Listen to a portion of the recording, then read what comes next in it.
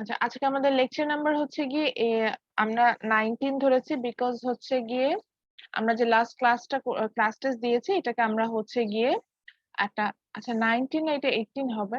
আমরা 17 লেকচার পর্যন্ত হ্যাঁ ঠিকই আছে 19 হবে। 19 হ্যাঁ, তো আমরা হচ্ছে গিয়ে যে ক্লাস টেস্ট দিয়েছি ওটা ওই দিনের ক্লাস কাউন্ট করা হয়েছে এবং আপনার অ্যাটেন্ডেন্স ওই ক্লাস মানে যারা এক্সাম দিয়েছেন সেটার বেসিসে আমি অ্যাটেন্ডেন্স কাউন্ট ওটা বলাই ছিল, সিআরকে আমি এভাবে বলে রেখেছিলাম যেটা আপনাদের সাথে আমার ওইভাবে মানে ফেসবুক বা সোশ্যাল মিডিয়াতে কোনো প্ল্যাটফর্ম নেই আমাদের, আমরা জাস্ট গুগল ক্লাসরুম দিয়ে ট্যাগ দিন, ওই জন্য বলে দিলাম যে ওই লাস্ট ক্লাসটা কিন্তু কাউন্ট হয়েছে, যদিও ওই দিন আমাদের হলিডে ছিল বাট ওটা আমরা একটা এক্সট্রা ক্লাস করে নিয়েছি। আমরা যেটা ভালো হয়েছে আমাদের হলিডেতে আমরা হচ্ছে কি আমাদের এক্সামটা দিয়ে ফেলতে পেরেছি।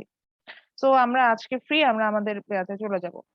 আপনাদের ক্লাসে অ্যানালাইসিসটা বলি, কিছু অ্যানালাইসিস বের হয়ে আসছে, আমি বলবো যে এগুলো যদি একটু ফলো করেন, ফলো আপ থাকলে দেখা যাবে যে আহ ভালো হবে। ভালো মিন্স হচ্ছে কি আমি বলতে চাচ্ছি যে আমার কোর্স না অন্য কোর্স আপনি ভালো করতে পারবেন, আমি আমি ইন জেনারেল কথাগুলো বলি।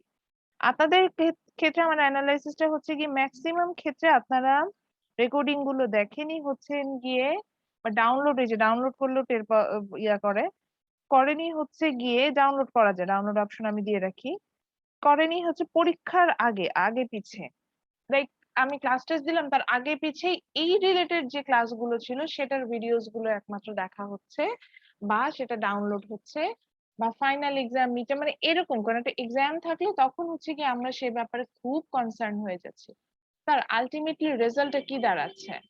দেখেন আমি খুব ভালো করে খুব বুঝিয়ে আপনাদেরকে জিনিসটা বলতে চাচ্ছি, সেটা হচ্ছে গিয়ে যে আমার একদম সিম্পল কথা, আমরা ইকোনমিক্স পড়ি পড়ি টাকা পয়সা জিনিস নিয়ে, যে টাকা পয়সার সবচেয়ে প্রপার ইউটিলাইজেশন কোথায় আমি করতে পারবো।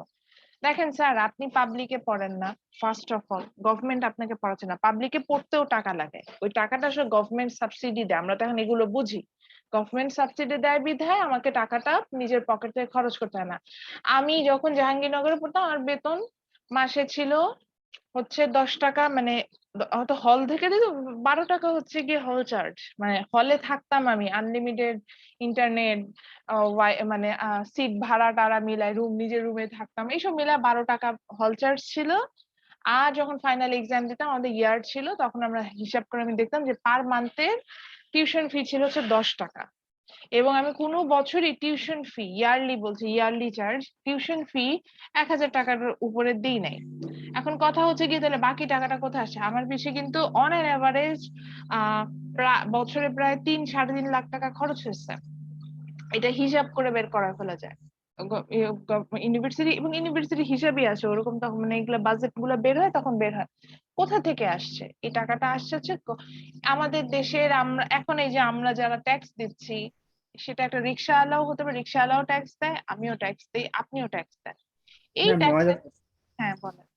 নয়েজ আসতেছে না। নয়েজ আসতেছে? হ্যাঁ, একটা কথা বললি নয়েজটা। আচ্ছা দাঁড়ান, এই তো থ্যাংক ইউ। এখন দেখেন তো, ম্যাম এখনো এখনো আসতেছে? হ্যাঁ আমি এটা ঠিক করতে পারতেছি না। ম্যাম কথা বললে সাউন্ড আসতেছে। এটা ধর আমার হেডফোনেরই প্রবলেম। আচ্ছা, খুব কি বেশি সাউন্ডটা কি খুব বেশি কানে লাগছে এরকম হচ্ছে? না ম্যাম না কথা বোঝা যায়, কথা বোঝা যায়, হ্যাঁ হ্যাঁ বুঝি নাই। মানে কথা বোঝা যায়। আচ্ছা মোটামুটি ঠিকই আছে, প্রবলেম খুব একটা হচ্ছে না।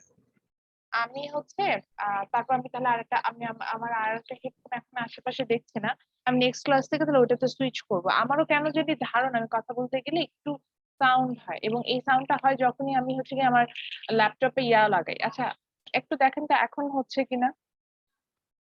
না ম্যাম এখন ঠিক আছে। এখন হচ্ছে? না এখন হচ্ছে না। এইটাই, আমি যখনই হচ্ছে চার্জে দেই, চার্জ মানে ল্যাপটপ যদি ব্যাকআপ মানে ব্যাটারি দিয়ে কাজ করতে থাকি তখন হচ্ছে গিয়ে সাউন্ড গুলো মানে একটা একটা আমার কাছে মনে হয় একটা মেটালিক সাউন্ড আসে বা একটা ইকো হয়, এরকম একটা হয়। এটা হচ্ছে এটা আমার এই ল্যাপটপটা ক্র্যাশ করার আর একটা রিজন ছিল আগেরবার, এইটা হচ্ছে রিজন। আচ্ছা, তো যেটা বলতে চাচ্ছিলাম, থ্যাংক ইউ, না হলে আমি আসলে জিনিসগুলো ফাইন্ড আউট করতে পারি না, কিছু বিষয় তো ওই যে বললাম আমার হাতে থাকে না। তো দেখেন এটা গভর্নমেন্ট দেয়, এটাই বলতে চাচ্ছিলাম, ট্যাক্সের টাকায় আমাকে গভর্নমেন্ট পড়ায় আসছে, তো আপনি তো তার নিজের টাকায় পড়তেছেন, নিজের টাকায় কষ্ট করে বাবা মার টাকা অবশ্যই বাবা মাকে অনেক রেসপেক্ট করবেন, তারা অনেক কষ্ট করে টাকাটা আর্ন করে, তাদের এত কষ্টের টাকা দিয়ে পড়াশোনা করছেন, কেন আপনারা পড়বেন? মানে পড়বো না মিনস হচ্ছে কেন টিচারের কাছ থেকে পড়াটুকু যতটুকু আমার জানা দরকার আমি আদায় করে নিব না, এটাই আমার কথা। এটা আমার কোর্স থেকেও যেমন আদায় করে নিতে হবে, একটা ল্যাব কোর্স থেকে হলেও না আদায় করে নিতে হবে, সেটা মেজরের কোর্স হলে, মানে মেজর বলতে আমি যেটাকে বুঝি যে যেটা আপনাদের সাবজেক্টের সাথে রিলেটেড, সেই ধরনের কোর্সের থেকে আপনাদের কিন্তু আদায় করে, যেগুলো আপনারা কোর কোর্স বলেন হয়তো বা, আদায় করে নিতে হবে, আদায় করে নিতে হবে আমাদের, এটাই হচ্ছে বিষয়। আমি মানে আমরা মানে কি এমন কি যেমন ধরেন আমি এখন খেতে গেলাম কোথাও রেস্টুরেন্টে, আমি বিল পে করে কি চলে আসবো না খেয়ে? অবভিয়াসলি না। আমি কিন্তু বিল পে করব, এবং আমার বিল পে করব ঠিক যতটুকু ফুড আমি কনজিউম করব সেটার টাকা বিল পে করে তারপর কিন্তু খেয়ে আসবো। ঠিক একই জিনিস এখানেও আপনি পে করতেছেন, আরো এখানে তো আরো বড় ঝামেলা, এখানে প্রিপেইড আগে পে করে ফেলছেন। তাহলে আমি এখন সাপোজ একটা সাপোজ বার্গার কিং এ গেলাম, ওখানে হচ্ছে প্রিপেইড, আগে বিল পে মানে অর্ডার করতে হয়, বিল দিতে হয়, তারপরে হচ্ছে খাবার আসে।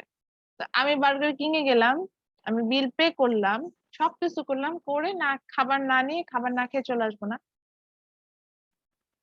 তো আপনি এখানে একই রকম বিল পে করলেন, সবকিছু করলেন, না করলে ইভেন ক্লাসে অ্যাটেন্ড করতে পারেন না, সব করে আপনি ক্লাস ঠিক মতো না করলেন, বা পরীক্ষার আগে পড়ে চলে পরীক্ষার আগে পড়লেন, এই জিনিসগুলো না করে আমরা একটু কনসার্ন হই। এবং মনে রাখবেন কোনো শিক্ষা বৃথা যায় না, এবং এই শিক্ষাটা যদি আপনি প্রপার ওয়েতে শিখতে পারেন, এটা অবশ্যই অবশ্যই অবশ্যই আপনার জীবনে কাজে লাগবে। আমি এটা দিয়ে শেষ করব, অনেক আননেসেসারি কথা বলে ফেললাম। সেটা হচ্ছে গিয়ে যে আমি থেকে মানে আমি সায়েন্স ব্যাকগ্রাউন্ডের স্টুডেন্ট, মানে যেটাকে বলা যায় পিওর সায়েন্স। এবং একটু আপনাদের সাথে আমার ডিফারেন্সটা আমি বলবো, বিকজ আমি যখন কমপ্লিট করেছি তখন একটু ডিফিকাল্ট ছিল এইচএসসি টা। মানে এখন এখানে সবাই বলবে যে যে কোনো ইয়েতে বলতে হবে যে আমাদের সময় ডিফিকাল্ট ছিল, আমাদের সময় ডিফিকাল্ট ছিল, ওই জন্য আমি এটাকে ওইভাবে ফোকাসই করি না। ডিফিকাল্ট ছিল এখানে আপনারা হয়তো এমসিকিউ পেয়েছেন, আমার এইচএসসি তে এমসিকিউ ছিল না, আমাদের কিন্তু এমসিকিউ ছিল না। প্লাস হচ্ছে গিয়ে আমাদের 75 মার্কস ছিল রিটেন, 75 রিটেন ছিল, 25 ছিল ভাইভা, এইভাবে প্রত্যেকটা পেপার করতে। এবং আগে একটা মোটা বই ছিল না, শাহজাহান তপনের মোটা ফিজিক্স এর বই, বা হাজারির যে মোটা বই, আপনাদের বইটা আমি, কারণ আমি নিজেই এইচএসসি লেভেলের স্টুডেন্ট পড়াতাম সায়েন্সের, এই জন্য বলছি বইটা যখন চিকন জি হয়ে ম্যাম। গেল 2013-14-তে, ওই 12তেই চিকন হয়ে গেল, তখন আমি ওদের পড়াই, মানে আমি একদম পুরা সারপ্রাইজড হয়ে গেলাম, যেখানে আমার কেমিস্ট্রিতে ছিল 16টা চ্যাপ্টার, সেই বই কমে 5টা চ্যাপ্টারে চলে আসলো। হাউ ইটস পসিবল ফার্স্ট পেপারে, এরকম হয়ে গিয়েছিল। তো এরকম মোটা বই থেকে এই জন্য আমি বলছি যে বেশ ডিফিকাল্ট একটা বই পড়ে আসছি। আমি বলছি না যে আপনারাও কম পড়েছেন, ওটা না, আমার সময় ডিফিকাল্ট ছিল বাকিটা সব ইজি না, এরকমও বলছি না। তো ওই সায়েন্সে পড়া স্টুডেন্ট আমি চলে গেলাম কি ইকোনমিক্স, মানে ট্র্যাক চেঞ্জ যেটাকে বলা যায়। ইকোনমিক্সে যাওয়ার রিজনে ছিল যেহেতু আমি বিএফ শাহিনে ছিলাম, সায়েন্সে ছিলাম, প্রচুর প্রেশার ছিল। সায়েন্সে ছিলাম বলতে বুঝেছেন তো ল্যাব ছিল, মানে 4টা কোর্স, 4 দুগুণে 8টা lab, first paper second paper একদম ফার্স্ট ইয়ার থেকে শুরু করতো, 8টা ল্যাব, প্রতিদিন 2টা করে ল্যাব থাকতো। তো এত বেশি ল্যাব করিয়েছে, এবং আমি যেহেতু একটু মানে সিরিয়াস স্টুডেন্ট, একটু না মানে মেইন কথা যে আমার মধ্যে এই জিনিসটা সবসময় কাজ করে যে আমি যে কাজটা করি সিরিয়াসলি করি। যখন আমি ক্লাস করছি আমি তখন ক্লাসই করবো, যখন আমি দুষ্টামি করছি তখন দুষ্টামি করবো, ফ্রেন্ডসদের সাথে হ্যাং আউট করছি ওইটাই এনজয় করবো, মানে আই এনজয় দ্য মোমেন্ট। আমি সবকিছু, আমি যেমন দেখবেন যে ক্লাস আমি বলি আমি আই এনজয় দ্য ক্লাস, আমি আপনাদের সাথে কথা বলতে খুবই পছন্দ করি। আমার আমি যতই আপসেট থাকি, আমি যতই ডিসঅ্যাপয়েন্টেড হই না কেন, আমি দেখা যায় আমার স্টুডেন্টদের সাথে, সেটা যে ডিপার্টমেন্টে হোক না কেন, সিএসসির সাথে আমার খুব ব্যাড এক্সপিরিয়েন্স আছে, তারপরেও আমি আমি যখন ক্লাস নেই আমি কিন্তু I feel very good, very very good. ঠিক আছে, অনেক ভালো লাগে। তো যেটা বলছিলাম, আহ আমি পিওর সায়েন্স থেকে কিন্তু ইকোনমিক্স আসলাম। এখন আপনি বলবেন যে আল্লাহ ম্যাডাম আপনি তো তাহলে এত কষ্ট করে এই প্যাসকেলের থিওরি, তারপরে হচ্ছে ক্যালকুলাস, তারপরে হচ্ছে মানে আরো আছে যেগুলো, যে কেমিস্ট্রি, যে অর্গানিক কেমিস্ট্রি, ইনঅর্গানিক কেমিস্ট্রি খুব ভালো পারতাম, মানে মেইন কথা যে বললাম মজা করে পড়তাম, এটা করলে এইভাবে বলে মজা করে পড়তাম, তো আমার কাছে খুব ভালো লাগতো, ভালোই পারতাম, এখন পর্যন্ত পারি। এবং এই যে বললাম যে আমি যখন টিউশনি করাতাম, ইভেন আমি কোচিং এ ক্লাস নিতাম, টিউশনি থেকে ওটাও বেশি মজা পেতাম। সব হচ্ছে কিন্তু আমি কিন্তু সায়েন্সের স্টুডেন্ট পড়াচ্ছি বাই দা ওয়ে, কোনো জায়গায় কিন্তু কমার্স পড়াচ্ছি না। তো তাহলে আপনি বলবেন যে আপনার এতটাই নলেজ, কি কষ্ট করে সায়েন্স পড়লেন, কি কাজে লাগলো? আমার নিজেরই স্টাডিতে কাজে লেগেছে। ইকোনমিক্স আমি ডিগ্রিটাই পেয়েছি বিএসসি। আমার ফুল কারিকুলামটা ছিলই হচ্ছে maths base, maths and stat base. এটার জন্য I need strong mathematical background, যেটা একটা আর্টস বা কমার্সের স্টুডেন্ট হলে আমি পারতাম না। স্টিল আমার সে এটা কাজে লাগছে। আমি খুব ভালো রিসার্চে, আমি খুব ভালো বলবো না, বাট রিসার্চ এরিনার টেকনিক্যাল টার্ম গুলো আমি খুব ফাস্ট ধরতে পারি। এক্সেল এ কাজগুলো খুব মানে ইনপুট গুলো দিয়ে দেখা যায় ডেটা অ্যানালাইসিস খুব ভালো করতে, বিকজ ওই যে আমার ওই সায়েন্সের ডিগ্রি বা যে ওগুলো আমার কাজে দিয়েছে, এটাই বলছি। আরো যদি আসেন, এই যে আমি বললাম যে আমি এইচএসসি লেভেল পর্যন্ত পড়াতাম একটা সময় পর্যন্ত, এবং আমার নিজের স্টুডেন্ট, এটা বড় গলায় বলা উচিত না, আলহামদুলিল্লাহ আমি অনেক হ্যাপি। আমার নিজের স্টুডেন্ট, আমি তখন আমি অনার্স পাশ করেছি, হ্যাঁ পাশ তো করে গেলাম, বের হলো। আমার নিজের স্টুডেন্ট তখন হচ্ছে কি আমি খুঁজে বের করলাম, একটা স্টুডেন্ট ও হচ্ছে চুয়েটে চান্স পেলো। একটা স্টুডেন্ট আমার নিজের ক্যাম্পাসেই পড়ে এখন আইআইটি তে, ওর অলমোস্ট শেষের দিকে। আহ মানে আমার থেকেও ভালো সাবজেক্টে, আমার স্টুডেন্ট আমার থেকেও ভালো সাবজেক্টে চান্স পেয়েছে। আমার জন্য হ্যাপিনেসটা ওই জায়গায় ছিল। আমি নিজে কিন্তু ইঞ্জিনিয়ার হতে পারি না, বাট আমার স্টুডেন্ট হচ্ছে, মানে আমি যাকে পড়িয়েছি এসএসসি এইচএসসি লেভেলে। এবং মজার বিষয় হচ্ছে এই স্টুডেন্ট গুলো কিন্তু খুব যে ভালো স্কুলের স্টুডেন্ট তা না, এই জন্য আমি খুব হ্যাপি ছিলাম তাদেরকে নিয়ে। খুবই মানে মিরপুরের খুব নর্মাল স্কুল থেকে, নাম বলবো না এই কারণে, খুব নর্মাল স্কুল কলেজ থেকে পাশ করা সেই স্টুডেন্ট কখনো এক্সপেক্টই করতো না যে সেটা পাবলিক ইউনিভার্সিটিতে চান্স পাবে। তাদের মধ্যে আমার কাছে মনে হয় যে, বা আমার কাছে সেটা বলেছে যে আপু এই আপু বলতো মোটিভেশন আমি তাদের মধ্যে এটা ক্রিয়েট করতে পারি, তারা চান্স পেয়েছে। শুধু এটা না, ওই আমার ওই ব্যাচের ম্যাক্সিমাম স্টুডেন্টই আমার ভালো করেছে। মানে একটা স্টুডেন্ট আছে হচ্ছে চায়নাতে, উহানে, যে উহানে ও হচ্ছে গিয়ে ওখানে আপনার পড়ছে, ও বিয়াতে সিএসসি তে পড়ছে। আর একটা স্টুডেন্ট আছে ও হচ্ছে গিয়ে অলরেডি, ওরও অলমোস্ট শেষের দিকে, থেরাপিস্ট, ওটা কি বলে, ফিজিওথেরাপিস্ট, ফিজিওথেরাপি নিয়ে পড়ছে মিটার ইয়াতে। সে এটার ইয়াটা হচ্ছে, বলে তো গেলাম, শ্যামলীর পরে যে অংশটা, ওখানে একটা যে গভর্নমেন্ট যে ইয়াটা আছে, যেখানে হচ্ছে ফিজিওথেরাপিস্টদের জন্য গভর্নমেন্ট যে ইনস্টিটিউট আছে, ওটার নাম আমার মনে থাকে না, ওখানে হচ্ছে গিয়ে উনি পড়াশোনা করছেন। তো ওই ব্যাচের আমার মানে ব্যাচ তো বল, আমি তো আর ওইভাবে পড়াতাম না, ওটাই বলছি যে শখের বসে পড়াতাম। তো আমার 5 জন স্টুডেন্ট ছিল, যাদেরকে আমি এরকম ক্লাস 8 থেকে টানা এইচএসসি পর্যন্ত পড়িয়েছি। এরকম টানা আমার 5টা স্টুডেন্ট ছিল, 5জনই খুব ভালো করেছে। আরো তো এর আশেপাশে তো আরো স্টুডেন্ট আছেন, বাকিদের কথা বাদ দিলাম। তো কথা হচ্ছে গিয়ে ওই যে বললাম, এই জন্য ওদের এক্সাম্পলটা এই কারণে দিলাম, ওরা খুব নর্মাল স্কুল থেকে খুবই অ্যাভারেজ স্টুডেন্ট, বাট তাদের মধ্যে এই মানে চেষ্টা ছিল, আস্তে আস্তে চেষ্টাটা আস্তে আস্তে কাজে লেগেছে। এবং আমি এটা বললাম যে এই চেষ্টাটা, তাদের কাজে চেষ্টাটা তৈরি করার জন্য আমার যে নলেজটা কাজে লেগেছে, সেটা কিন্তু আমার অনার্স লেভেলে কোনো নলেজ কাজে লাগে না। ওই আমি এইচএসসি পর্যন্ত সায়েন্স পড়ে আসছি, ওটাই আমি ওদেরকে পড়াতাম, ওটা কাজে লেগেছে। তো ফাইনালি আমি আসলে আপনাদেরকে এটা বলবো যে কোনো পড়া বৃথা যায় না। আর হচ্ছে গিয়ে টাইমটাকে কাজে লাগা। দেখেন 1.5 বছর, 1.5-2 বছর হয়ে যাচ্ছে আমরা ঘরে বসে আছি। ঘরে বসে আছি না, ভুল বলা হবে, ঘর থেকে কাজ করছে, সবাই কাজ করছে। আমি যে কাজটা করছি, এই কাজটা করার জন্য আমার সাথে আপনাদেরও সহযোগিতা দরকার। আপনি সহযোগিতা না করলে এই কাজটা আমি এত প্রপার ওয়েতে করতে পারতাম না। তো আপনিও কাজ করছেন। এখন কথা হচ্ছে গিয়ে সময়টাকে কি আসলে আপনি প্রপারলি ইউটিলাইজ করেছেন? একটু নিজের কথা চিন্তা করে দেখেন তো। আমার কি, আমি যেই সাপোজ আমি জাস্ট এক্সাম্পল হিসাবে বলছি, আমি লিস্টে নাম দেখতে পাচ্ছি, দেন ফারজানাকে আমি দেখতে পাচ্ছি। ফারজানা নিজেকে একটু প্রশ্ন করে দেখেন যে ওই যে 1.5 বছর 2 বছর আগের ফারজানা যে ছিলাম, আমার কি ইমপ্রুভমেন্ট হয়েছে 2 বছরে? আমি কি ওই ফারজানাই আছি, নাকি আমি কোনো একটা স্কিল ডেভেলপ করতে পেরেছি? Develop some skill which will help you in your career sector. একটা স্কিল ডেভেলপ করে, হতেই পারে আপনি ইকোনমিক্সেই ভালো হলো, আপনি যখন ইন্টারভিউ বোর্ড ফেস করবেন, you can say that you have good knowledge in CSE, but besides that you have good idea on economics, so that you can work as a consultant on that factory. এভাবে বলতে পারেন যে তাদের accounts বা others ইয়াতে আপনি কিছু হলেও ফোরকাস্টিং করতে পারবেন, প্রোডাকশনে কথা বলতে পারবেন, এই হিসেবগুলো আপনি করতে পারবেন।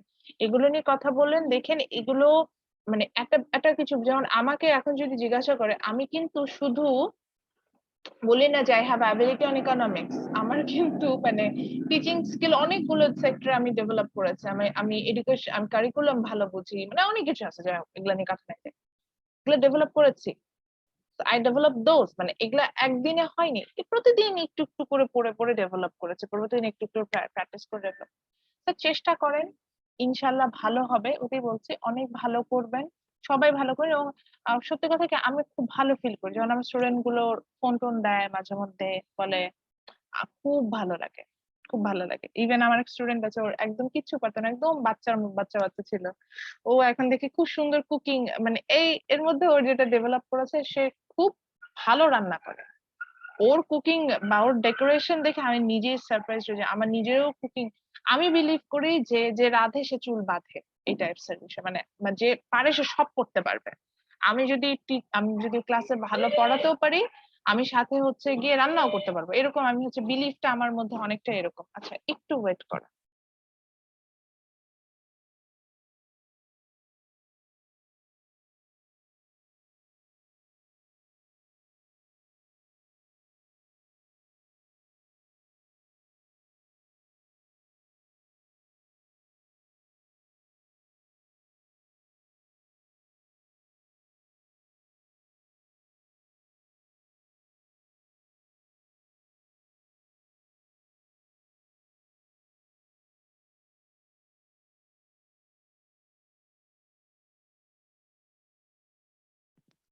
Sorry for the interrupt. So এটাই একটু চেষ্টা করেন, এটাই বলতে চাচ্ছি। আমি বলবো যে চেষ্টা করলে আমরা আসলে যে যেরকম মানেরই স্টুডেন্ট হই না কেন, সবাই ভালো করবো। শুনেন, যে যেরকম মানের স্টুডেন্ট হই না কেন সবাই ভালো করবে, এটা এই কারণেই বলি, কারণ একটা ফার্মে সবাই সিইও হয় না। একটা ফার্মে আমার যেমন মিড রেঞ্জের ওয়ার্কারও দরকার আছে, আমার কিন্তু লো রেঞ্জেরও ওয়ার্কারও দরকার আছে, মানে সব ধরনের স্কিলের পার্সনই আমার দরকার আছে। সবাই টিচার হবে না, কেউ অ্যাডমিনিস্ট্রেটিভ স্টাফও হবে, আমি সেটাই বলতে চাচ্ছি। আমার সব ফ্রেন্ড কি টিচার হয়েছে? সব ফ্রেন্ড তো টিচার হয় নাই। আমার কিছু ফ্রেন্ড আছে যারা গভর্নমেন্ট জবে গিয়েছে, কিছু ফ্রেন্ড আছে যারা ব্যাংকার হয়েছে। এটা মানে ওই যে আমি যেটা বলছি স্কিল ওয়াইজ। তো আমার যেখানে সেখানে আমি যাব, এটাই হচ্ছে কথা। আমরা সেটা চেষ্টা করব, ইনশাল্লাহ আমাদের ভালো হবে। তো আজকে আমরা আসলে চ্যাপ্টার 5 এর আমরা যদি একটু যাই, আমরা দেখেছিলাম যে আচ্ছা আমাকে একটু বলেন, যাকে জিজ্ঞাসা করবো সে বলবে লাস্ট ক্লাস পর্যন্ত আমরা কতটুকু পড়েছি। নাইম বলেন।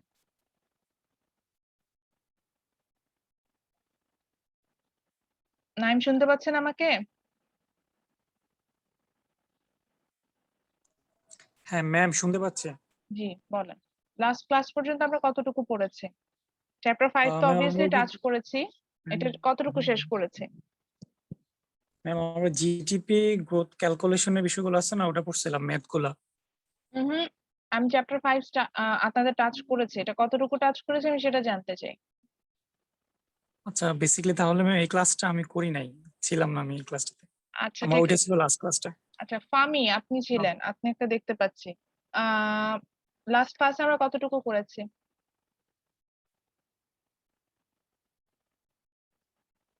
শুনতে পাচ্ছেন ম্যাডাম?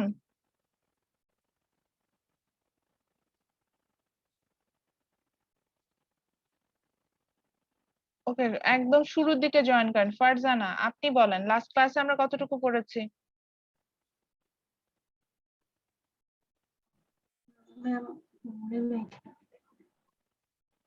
আপনি বলছেন মনে নেই, আচ্ছা তারপরে আমি আপনাকে থ্যাঙ্কস দিব যে সত্যি কথাটা বলেছেন।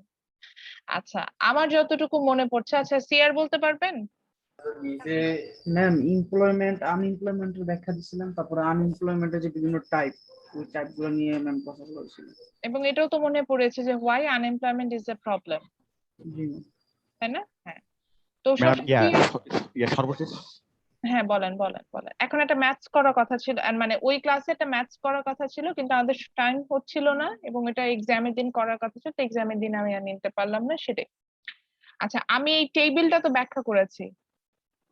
ম্যাম লেবার ফোর্স হ্যাঁ পার্টিসিপেন্ট ম্যাম রেশিও এ পর্যন্ত জি ম্যাম লেবারটারি হ্যাঁ, এই এই টেবিলটা কি ব্যাখ্যা verify করেছি? এই টেবিলটা ব্যাখ্যা করেছি? জি ম্যাম জি ম্যাম এটা করেছে। আচ্ছা, ঠিক আছে, থ্যাংক ইউ। আর একটু বলে নিই, এটা মনেই হয়ে গেল। ক্লাস টেস্টের বিষয় যেটা আমি ক্লাস টেস্ট আপনাদের যেদিন নিচ্ছি, even still I am going through that situation, আমি এটা নিয়ে কথা বলবো না, কারণ এখন আমার জন্য এখন যেটা হচ্ছে যে এগুলা বিষয় নিয়ে, পার্সোনাল বিষয় নিয়ে কথা না বলা বেটার, এটাই মনে হয়। একটা জিনিস বলি, আমি ওই দিন কতটা টাফ সিচুয়েশনে বসে আপনার এক্সাম নিয়েছি সেটা শুধু আমি জানি। সো এত টাফ সিচুয়েশনে বসে, obviously that was my holiday, ওই সময় বসে আপনার এক্সামটা আমি নিচ্ছি, আপনি লেট সাবমিশন করলেন, আমার কিন্তু না ভালো লাগে না। এবং আমি যে কোশ্চেনটা দেই, আমার কিন্তু টাইম, আমি নিজে এটা একটা সলিউশন মেক করে রাখি, সো আমি নিজেও জানি এটা করতে কতক্ষণ লাগতে পারে। সো বেসিক্যালি ওটা যে 45 মিনিটস লেখা ছিল কোশ্চেন, ওটা 45 মিনিটস এরই একটা কোশ্চেন, ওটা বরঞ্চ লেস দ্যান 45 মিনিটস লাগার কথা। সেটার ইন টোটাল টাইম ছিল হচ্ছে কি 1 ঘন্টা 10 মিনিট। সেটাতেও লেট সাবমিশন আসছে, ইভেন গুগল ফর্মে ছিল না, নর্মাল জাস্ট খাতায় লিখে ছবি তুলে আপলোড করে দিব, সেটাতেও লেট সাবমিশন আসছে। সো আমি অবশ্যই এখানে মার্কস কম্পেনসেট করব। কম্পেনসেশন আমি এখানে যাবই, I am sorry to say, আমি জানি আমার সিচুয়েশন কি। এবং যতই যাই বলেন, আমি ওইটা যদি 2 ঘন্টার এক্সামও নিতাম, আমার এরকম রেকর্ড আছে, আমি একবার টেস্ট করে দেখলাম, ক্লাস টেস্ট যেটার মাত্র 40 মিনিটের ক্লাস, 2 ঘন্টা টাইম দিলাম, সেখানে আমি লেট সাবমিশন পেয়েছিলাম। আমি যতই টাইম দেই না কেন সেখানে লেট সাবমিশন আসবে। তো এখানে এইবারে লেট সাবমিশনের হারটা অনেক বেশি। I know the reason behind it. তো এই কারণে হচ্ছে গিয়ে ওখানে একটা ট্রিকি কোশ্চেন ছিল, ওটা গুগল সার্চ দিয়ে এটা ডিসকাস করে লিখতে লিখতে অনেক সময় লেগে গেছে, বাস। কারণ ওই কোশ্চেনটা ডিরেক্টলি অ্যান্সার পাবো না, এই কারণে হচ্ছে গিয়ে এই টাইমটা লাগাই ফেলছিলাম। এখন আর এগুলা নিয়ে কোনো কথা হবে না। এটা যদি আমার ক্লাস টাইমে হতো, আমি ঠিকই কিন্তু 45 মিনিট পর আপনার কাছ থেকে অ্যান্সার স্ক্রিপ্ট নিয়ে ফেলতাম। তো এটা এখন অনলাইনে হচ্ছে বলে আপনি সেটা বেনিফিটস হিসেবে আরো অতিরিক্ত 25 মিনিট ইউজ করলেন, তারপরেও হচ্ছে গিয়ে আপনার লেট সাবমিশন আসলো, তাহলে তার আমার কিছু করার নেই। আমি অতিরিক্ত 25 মিনিট দিয়েছিলাম, এই জন্যই বললাম। তো আমার তাহলে কিচ্ছু করার নেই। 25 মিনিট, হ্যাঁ 25 না 35 মিনিট, 25 মিনিট। সো আমি আসলেই আই এম সরি, এটা নিয়ে আর কথা হবে না। ওকে, সো আজকে আমরা চলে যাবো, আমরা প্রথমে এখন সবাই খাতা কলম নিয়ে বসি, দরকার হলে না কোশ্চেন নিয়ে ছিল ম্যাম। বসলে, না নিয়ে বসলে, হ্যাঁ অ্যান্সার দিচ্ছি, না নিয়ে বসলে একটু খাতা কলম নিয়ে বসে, আজকে আমরা ম্যাথসে যাবো। জি স্যার বলেন। স্যার বলছি ম্যাম, যখন টাইমের মধ্যে মানে আপনাকে সাবমিশন করা হয় তখন কি সেই টাইমটা আপনি দেখতে পারেন? হুম, আপনি যদি অন ম্যাম টাইমে, আমি টার্ন ইন কর, আমার কাছে হিস্ট্রি আসে। এখন আমি আসলে চেক, মানে আমি গুগল ক্লাসরুমে যেতেই যাচ্ছি না, আমার কাছে ফুল হিস্ট্রিটা আসে। অনেকে আমাকে বলে ম্যাডাম আমি টার্ন ইন করে ভুলে টার্ন আউট করে ফেলেছি, আবার টার্ন ইন করেছে, আবার টার্ন আউট করেছি। এইভাবে শুনেন, পুরো মিথ্যা বললো। আমি তার হিস্ট্রি তো দেখতেই পাচ্ছি যে সে কখন চেষ্টা করছে লগ ইন করার, কখন টার্ন ইন করলো। পেইড অ্যাকাউন্টের সুবিধা আছে অনেকগুলো, সেই বেনিফিটস গুলো আমি পাই। এই সিলি মিথ্যাগুলো বলেন না, আমার নেটওয়ার্ক ইস্যু ছিল। ওই যে বললাম, আমি এখানেই বসে দেখতে পাচ্ছি যে কার নেটওয়ার্ক ঠিক আছে, কার নেটওয়ার্কে প্রবলেম আছে। না ম্যাম, সেটাই আর কি জিজ্ঞাসা করতেছি ম্যাম, সেটা তো আপনি দেখতেই পারবেন মানে কখন জমা দিছিল আর কখন জি জমা দেয়নি। জি। আচ্ছা তো ম্যাম, যদি ঠিক আপনি আছে। টার্ন ইন করে টার্ন আউটও করে ফেলেন, অনেকে এই ভুলটা করে, মানে টার্ন ইন করে ফেলেছে ভুলে আবার মানে আনসাবমিট করে ফেলে, আবার নতুন করে সাবমিটেড করে, সব হিস্ট্রি থাকে। জি ম্যাম, এটাই ইভেন জানতে even in thank you. Some cases এমন হয় যে ওই যে বলে যে ম্যাডাম আমি ফাইল অ্যাটাচ করেছি, ভুলে সাবমিট টার্ন অন করতে ভুলে গেছে, এটা একটা খুব কমন মিথ্যা কথা। এটাও ইভেন দেখা যায় যে when he attaches the file, even আমার এন্ড থেকে পর্যন্ত এটা আসে যে আমি যে কোশ্চেনটা ছাড়লাম, মানে ছাড়া বলতে বোঝাচ্ছে আমি যে ডিসক্লোজ করলাম, এটা প্রি শিডিউল করা থাকে ম্যাক্সিমাম কেসে, ওটা আপনার কাছে কখন পৌঁছাচ্ছে একদম সেকেন্ডের হিসাব, যে লাইক 12:04 মিনিট 36 সেকেন্ডে রাসেল পেলো, ধরেন সাপোজ 37 সেকেন্ডে ফামি পেয়েছে, নাইমের ডিভাইসে হয়তো ঢুকেছে 38 সেকেন্ডে, এরকম। বুঝতে পারতেছেন কি ভয়ঙ্কর জিনিস এই এলএমএ? তো সব হিসেব থাকবে, মানে আমাকেও চাইলে, মানে আমারও এই যে আমি বলি না অথরিটি কিন্তু দেখে এই জিনিসগুলো কিভাবে দেখো, জাস্ট আবার একটা সেন্ট্রাল অথরিটি আছে, মানে সেন্ট্রাল অ্যাডমিনিস্ট্রেটর আছে আমাদের গুগল ক্লাসরুম, যেহেতু আমি অফিসিয়াল অ্যাকাউন্ট ইউজ করছি। তো ও চাই মানে অফিস থেকে যিনি অ্যাডমিনিস্ট্রেটর আছেন, যারা আছেন যিনি বা যাহারা, তারা চাইলে আমার গুগল ক্লাসরুম ইয়া করতে, এবং আমি যেহেতু মাস্টার ফ্যাসিলিটেটর, আমি আমি নিজেই দেখেছি যে এগুলা সার্চ করা যায়, এবং যখন ইউনিভার্সিটির মনে হয় তারা কিন্তু করে দেখে যে আসলে এই ক্লাসগুলোতে কি অবস্থা কি হচ্ছে। তো অনেক টিচারের নামে কমপ্লেন করেন আপনারা আননেসেসারি, তখন এই ক্রস চেক গুলো করে দেখে। এখন যেমন আমি এই যে বললাম আমার একটা খুব ব্যাড এক্সপিরিয়েন্স ছিল, তখন আমি ডিরেক্টলি আমার গুগল ক্লাসরুমটাই শেয়ার করে দিয়েছিলাম যে কাইন্ডলি আমার গুগল ক্লাসরুমটাতে গো থ্রু করেন, তাহলে you will get your answer. যে আমি ম্যাটেরিয়ালস দেই কি দেই না, বা আমি ক্লাস লিংক প্রোভাইড করি, সবকিছু আমার সবকিছু গোছানো, অ্যাটলিস্ট ক্লাসের ম্যাটেরিয়ালস আমার সবকিছু গোছানো, সো সিস্টেমেটিক ওয়েতে সবকিছু আসতে থাকবে, এখানে কোনো ঝামেলার কোনো ইয়া নেই। এটাই। আচ্ছা, তো চলে যাই, আমরা আজকে চলে যাবো যে লেবার মার্কেট ইন্ডিকেটর। আমরা লাস্ট ক্লাসে এমপ্লয়মেন্ট আনএমপ্লয়মেন্ট নিয়ে পড়েছিলাম। এখন আমরা দেখেছিলাম এখানে যেই জিনিসটা আমরা সেল করছি which is labor, it's actually our we can say it's actually our physical or mental effort. So this physical and mental effort is sells on a specific market. আমরা যে মার্কেটে নিয়ে একটু আলোচনা করেছিলাম, that is the আমরা যখন মাইক্রোতে ছিলাম বা বিফোর মিডে ছিলাম, তখন আমরা সার্কুলার ফ্লো দেখেছিলাম। সেই সার্কুলার ফ্লোতে আমরা দেখেছিলাম যে সেখানে হচ্ছে গিয়ে একটা অংশ ছিল যেটাকে আমরা বলি হচ্ছে গিয়ে market for factors of production. যদি আমি এটা নাও যাই, এই চ্যাপ্টারের পরে আমি এটা আবারও একবার আলোচনা করবো, যেহেতু ম্যাক্রো লেভেলে মার্কেট মানে সার্কুলার ফ্লো ডায়াগ্রামটা দেখানো উচিত, আমি ওখানে দেখাবো। তো ওই জন্য ওয়ারিড হওয়ার কিছু নাই, আর আমার পরে চ্যাপ্টারটা এটার সাথে রিলেটেড, এই কারণে আমাকে এটা আবার দেখাতে হবে। তো এই যে সার্কুলার ফ্লো ডায়াগ্রামটা দেখিয়েছিলাম ম্যাক্রো লেভেলে বা মাইক্রো লেভেলে আমরা দেখে আসছি, তো ওখানে একটা মার্কেট ছিল যেটার নামটা হবে market for factors of production. So ওই মার্কেটে আসলে ইনপুটস গুলো ল্যান্ড, লেবার, ক্যাপিটাল এগুলো সেল হয়। এইবার হয়তো একটু রিলেট করতে পারবেন। তো এই যে ল্যান্ড, তো আমি এখানে সেল করছি না, আমি এখানে সেল করছি লেবার, এবং লেবারটা অ্যাকচুয়ালি কি হিউম্যান আর মানে আমাদের যে ফিজিক্যাল আর মেন্টাল যে এফোর্ট, যেটা অবভিয়াসলি সেটা হিউম্যানের হবে, সেই এফোর্টটাকে আমরা কিন্তু বলছি হচ্ছে গিয়ে আপনার এই লেবার। তো এই লেবার যে মার্কেটে সেল হচ্ছে, আপনি বলতে পারেন সেই মার্কেটের নাম হচ্ছে ফ্যাক্টর মার্কেট। তো আসলে স্পেসিফিকলি আমরা এটাকে ফ্যাক্টর মার্কেট বলি না, মোর স্পেসিফিকলি ওটাকে আমরা বলি হচ্ছে গিয়ে লেবার মার্কেট। হ্যাঁ, লেবারের জন্য লেবার মার্কেট, ক্যাপিটালের জন্য আলাদা ক্যাপিটাল মার্কেট আছে। যদি আপনাদের কনফিউশন থাকে যে স্টক বা বন্ড মার্কেটটাকে কিন্তু আমরা ক্যাপিটাল মার্কেট বলে থাকি, তো এরকম কিন্তু মার্কেট আলাদা আছে। তো এই লেবার এখানে যেহেতু আমরা যা আলোচনা করছি, it's all related with our that human and mental effort which means labour. So এই লেবার রিলেটেড যে market, that means labour market, it has 3 indicators. And আজকে এখনই যখন ম্যাথসটা করে লাস্ট ক্লাসে আমি যখন ওদেরকে পড়াচ্ছিলাম আর একটা কোর্সে, সরি আর একটা কোর্স মানে হচ্ছে আমি ম্যাক্রোতে এটা পড়াই, ওই জন্য বললাম, ওই ওদেরকে যখন পড়াচ্ছিলাম ওরাও দেখলাম যে ফোরকাস্টিংটা করতে পারছে। তো আপনি এটার যেটা সুবিধা হবে যে এটা কমপ্লিট করার পর দেখবেন যে আপনি you can forecast about the labour market, এবং আপনি নিজেই বুঝতে পারবেন। যে বলছিলাম না যে unemployment is an indicator of an economy, যে ইকোনমিটা ভালো আছে না খারাপ আছে, ম্যাক্রো ইকোনমিক ইন্ডিকেটর। যেমন আমার একটা কোশ্চেন ছিল আপনাদের ক্ষেত্রে যে growth rate is an macro economic indicator, কেন এক্সপ্লেন করেন, এরকম একটা প্রশ্ন মনে হয় আমি আপনাদের করেছি। তো এই যে একটা ম্যাক্রো ইকোনমিক ইন্ডিকেটর আনএমপ্লয়মেন্ট, এটা আপনি কিন্তু বুঝতে পারবেন, কারণ ফোরকাস্টিং জিনিসটা কিন্তু এখানে আমার চলে আসে। So there will be 3 indicators from which we can find out the whole scenario. One is unemployment rate, then employment to population ratio, then the labor force participation rate. So we're going to find out that from there. So the first thing we're going to learn from here, that is unemployment rate. আচ্ছা, আমি একটা common কিছু বলি, যেমন আমি growth rate পড়ানোর সময় আপনাদের একটা কমন একটা ফর্মুলা দিয়েছিলাম, জাস্ট লাইক দ্যাট।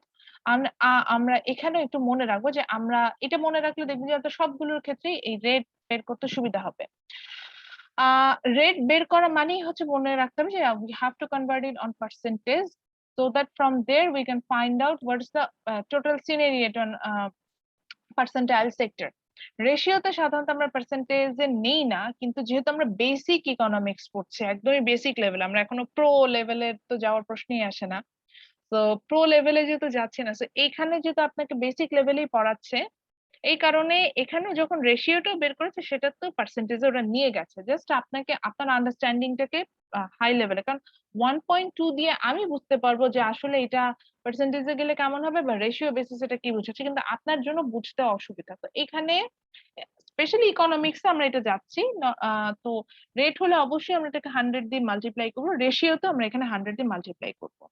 আচ্ছা, there is a common formula to find out any kind of rate, that is যেই টার্মটার আমি রেট বের করব সেটার রিলেটেড টার্মটাকে যদি আপনি টোটাল টার্ম দিয়ে ডিভাইডেড করেন, দ্যাট মিনস নিউমেরিটরে যদি আপনি রিলেটেড টার্মটাকে বসেন আর ডিনোমিনেটরে যদি টোটাল টার্মটাকে বসান, দেন যেহেতু আমি বলছি রেট বের করতে, so you have to multiply it by 100, so you will find out the whole scenario.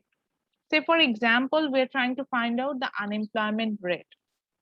Definition একটু পরে যাচ্ছি, উপরে এইটার প্যাসেজের উপরে দেখবেন ডেফিনেশন থাকবে এবং প্যাসেজের নিচে হচ্ছে রিলেটেড একটা এক্সাম্পল দেওয়া থাকবে, বইয়ে এভাবে করা আছে। So suppose আমি unemployment rate বের করতে চাচ্ছি, so the related term with the unemployment rate is the number of people unemployed, so that's on the numerator part, and the total term, obviously unemploymentটা কি আমার টোটাল পপুলেশন থেকে আসে? Obviously না। দেন আপনি বলবেন ওয়ার্কিং এজ পপুলেশন থেকে, সেখান থেকেও না, কারণ ওয়ার্কিং এজ থেকে আমার উইলিংনেস এন্ড আনউইলিংনেস এর উপর ডিপেন্ড করে আমি দুটো ভাগে চলে যাচ্ছি, that is labor force and not in labor force. Then from labor force we can find out who are employed or unemployed. So that's why unemployment নিয়ে যখন আমি কথা বলছি, the related total term is related with this is labor force. So that's why the total term divided here is that is the number of unemployment, which is divided by the total term, which is labor force here. And for rate purpose, we multiply it by 100. Say for example, just আমি বোঝানোর জন্য বলছি, suppose I'm trying to find out my skill level. So in that cases, my skill will be divided by the total number of skills, like ধরেন 12টা skill আছে বা 10টা skill আছে, এর মধ্যে কয়টা আমি অ্যাচিভ করছি, that will be multiplied by 100. সেখান থেকে আমি চাইলে আমার স্কিল রেট আমি বের করে ফেলতে পারি। আমি how many times I'm spending for study purpose, study rate যদি বের করতে চাই, বা আমার সাপোজ স্লিপিং রেট বের করতে চাই, দিনে কতক্ষণ ঘুমাচ্ছি 100% যদি টাইমিংটাকে আমি কনভার্ট করি, I can find out it. My sleeping time will be divided by whole day multiplied by 100. দেখেন আপনি রেট বের করে ফেললাম। আমি এইভাবেই বোঝাতে চাচ্ছি যে কোনো রেটকে আমরা এইভাবে বের করতে পারি। So now let's focus on the topic, that is unemployment rate. বাংলায় কি বুঝছি? বেকারত্বের হার। তাহলে সিম্পল কথা, the number of people in a country from the labor force who are unemployed, that means they don't get their desired job,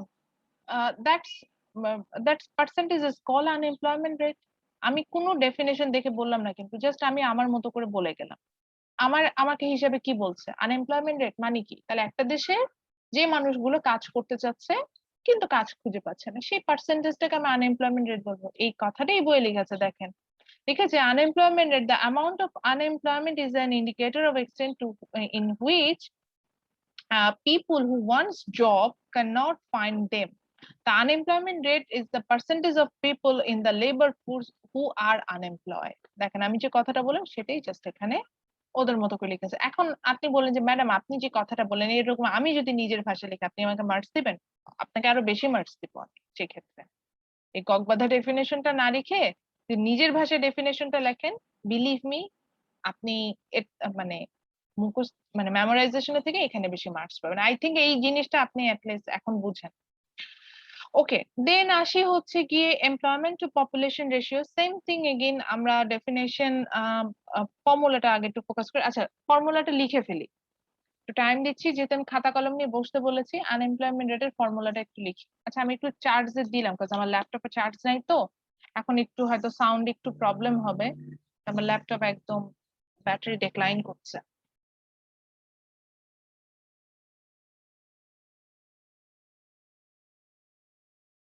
ফর্মুলাটা লিখে যে দেখতেই পাচ্ছি, আমি একটু হাইলাইট করে দিচ্ছি দরকার হলে। Unemployment rate is equal to এই জায়গাটা,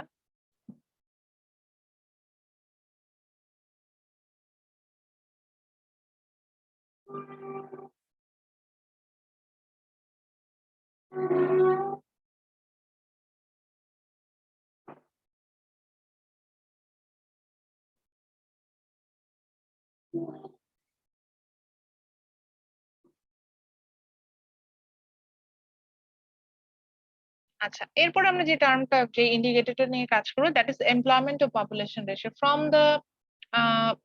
from the later actually from the word, sorry for my mistake, from the word we can find out the definition. Employment to population মানে পপুলেশনের মধ্যে যে মানুষগুলো কাজ পাচ্ছে, বেসিক্যালি এই জিনিসটাই বলছে।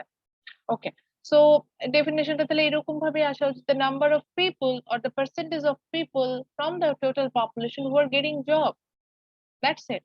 এখন পপুলেশনে তো সবাই আসলে জব পাবে না, তা আপনাকে কি, যেমন আমি কি এখন এক্সপেক্ট করতে পারি আমার মা সে ওয়ার্কিং এজ পপুলেশনের ভিতরেই আছে, বাট তারপরেও কি তার যে ফিজিক্যাল কন্ডিশন, আমি কি তার কাছে এক্সপেক্ট করতে পারি যে সে এখন আমার মতো দৌড়ায় ঝাঁপা একটা ক্লাস নিতে পারবে, বা কোনো মানে একটা প্রোডাক্টিভ কোনো কাজ করতে পারবে? বা আমার নিস যার বয়স 5 বছর, আমি কি তার কাছ থেকে এক্সপেক্ট করতে পারি সে একটা ব্যাংকার হিসেবে কাজ করতে পারবে? আচ্ছা ব্যাংকার কথা বাদই দেন, একটা রেস্টুরেন্টের ওয়েটার হিসেবে কাজ করতে পারবে? বুঝতে পারছি কেন ওয়ার্কিং এজে ভাগ করি। সো কিছু মানুষ থাকে যারা অবশ্যই আমার ওয়ার্কিং এজের মধ্যে পড়বে না, মানে তারা কাজ করার মতো অ্যাবিলিটি রাখেই না, সেটা চাইল্ড হতে পারে, সেটা ওল্ড এজে হতে পারে, ফিজিক্যাল কন্ডিশনের কারণে, যে ইনস্টিটিউশনালাইজের মধ্যে কিন্তু এটাও পড়ে যে আমার ফিজিক্যাল কন্ডিশনই নাই, আমি কোমাতে আছি, আমি কোমায় চলে গেছি, আমার পক্ষে আমি ওয়ার্কিং এজের মধ্যে আছি, আমি একদম আমার ফিজিক খুবই ভালো বাট আমি অসুস্থ, আমার পক্ষে জব করা সম্ভব? সম্ভব না কিন্তু।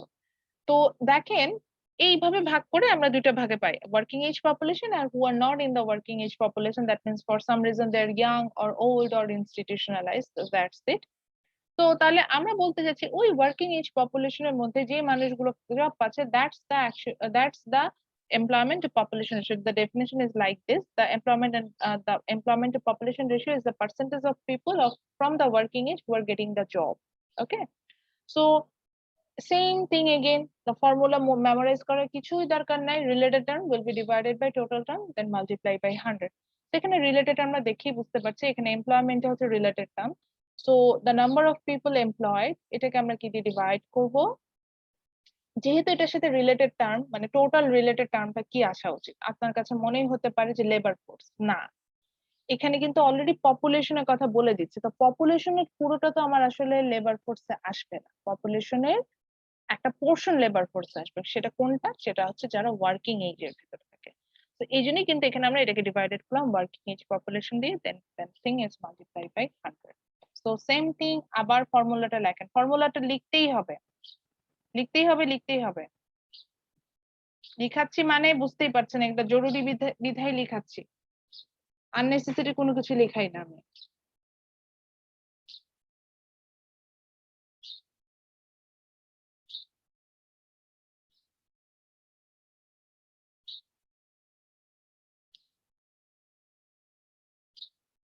লিখেছি,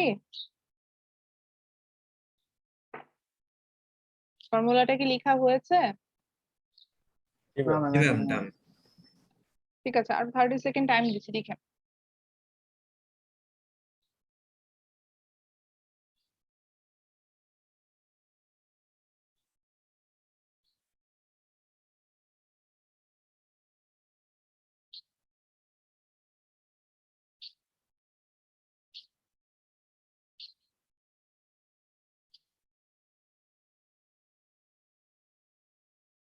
right.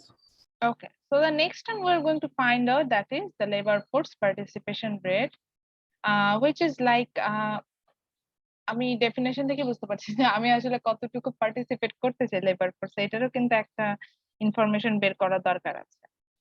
তো এইটাই যে আমরা আসলে বের করতে চেষ্টা করব যে, এবং এটার অ্যান্সারটা আমরা যখন পাব, আমি একটা এক্সাম্পল তো দিব, ম্যাথস করব বলছে, তারপরে এটা নিয়ে আরো বেশি কথা বলবো, কিছু অবজারভেশন আছে আমাদের যে ফোরকাস্টিং এর বিষয়, তো ওখানে যাব। তো দেখেন লেবার ফোর্স পার্টিসিপেশন রেটে আমরা বুঝতে পারছি যে এখানে আমরা দেখবো যে আমি আসলে কত পার্সেন্ট মানুষ লেবার ফোর্স মানে যে উইলিংনেস রাখে to go for the work, তো এটা আমরা এখানে বের করবো। তো এখানে হচ্ছে লেবার ফোর্স পার্টিসিপেশন রেট যখন বের করছি, related term is labour force, it's divided by the total term which is working age population, then the whole thing is multiply by 100। এভাবে আমরা কিন্তু এখান থেকে এটা বের করে নিচ্ছি। তো এই হচ্ছে গিয়ে বিষয়,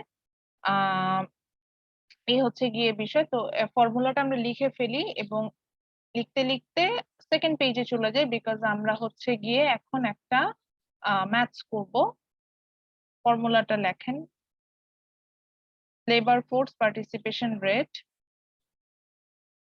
equal to labor force divided by working age population into 100। আচ্ছা আমরা এখন একটা হোয়াইট বোর্ডে চলে যাবো কাজ আমি লিখবো একটা ম্যাথ করবো ম্যাথসটা লিখি দেখেন on July 2020 on July 2020 at Bangladesh on July 2020 at Bangladesh on July 2020 at Bangladesh the number of people employed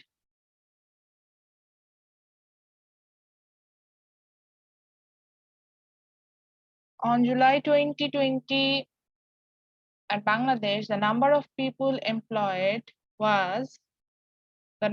people employed was 161.46 million আমি ভ্যালু গুলো এখানে লিখছি যদি বুঝতে না পারি এখান থেকে দেখে লিখে নিতে পারবো the number of people employed was 161.46 million almost 16 কোটি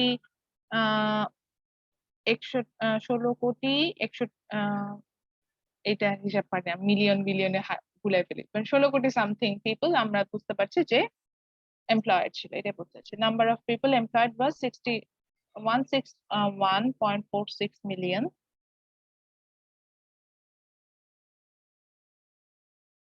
a comma the total labor force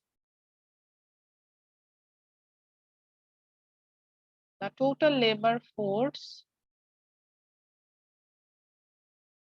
total labor force was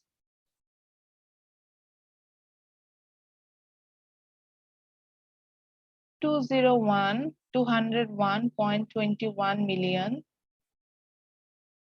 The total labor force was 201.21 million. And the working age population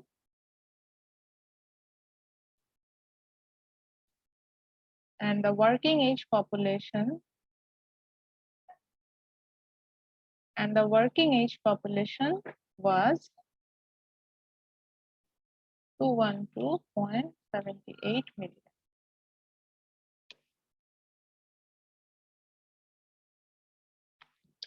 So again, on July 2020 at Bangladesh, the number of people employed was 161.46 million. The total labor force was 201.21 million, and the working age population was 212.78 million. আমি just given that অর্থাৎ information গুলো লিখলাম বিধায় আপনি কোনো কিছু এইভাবে লিখে বসে থাকবেন তা কিন্তু না আমি এক্সপেক্ট করছি আপনি কোশ্চেনটা পুরোটা লিখছেন এবং না লিখবেন এটা আপনার বিষয় আপনার যথেষ্ট বড় just you can trust me আমি যতটুকু লেখানো দরকার ততটুকু লিখছি কোশ্চেনটা না লিখে আপনার নিজের কাছে নিজেই একটা ফাঁকি মারবেন এটাই হচ্ছে কথা আর সে ফাঁকি মারার ইচ্ছে হলে আপনি মারতে পারেন আমার কোনো সমস্যা নেই তো যেটা বলছিলাম নাও ফাইন্ড আউট ওই যে তিনটা indicator now find out unemployment rate labor force participation rate and employment to population ratio and make a comment about it একই জিনিস বা অনেক সময় আমি কমেন্ট নাও করতে বলতে পারি কিন্তু আপনাকে কমেন্ট করতে হবে বা ফোরকাস্টটা বুঝতে হবে আমি কিভাবে কমেন্টটা করব এটা ম্যাথসটা হওয়ার পর আমি মানে ম্যাথসটা করে ফেললে আমি বলবো যে কিভাবে আসলে আমরা ফোরকাস্টিং গুলো করছি so again I mentioned at July 2020 at Bangladesh the number of people employed was 161.46 million the labor force was 201.21 million and the working age population was 212.78 million. Now find out the number, the unemployment rate, the labor force participation ratio, and the and the employment to population ratio. So first আমার যেটা করতে হবে সেটা হচ্ছে unemployment rate ফর্মুলাটা লিখবো না যে এখন বলি কেন ফর্মুলা এই যে একটু আপনাকে অলরেডি ফর্মুলাটা লিখিয়ে দিয়েছি আনএমপ্লয়মেন্ট রেটের ফর্মুলাটা কি পেয়েছি আচ্ছা আমি যাকে বলবো উনি এখন অ্যান্সার করবেন সায়েদা ফাতিহা মায়া আপনি বলেন আনএমপ্লয়মেন্ট রেটের ফর্মুলাটা কি লিখেছিলেন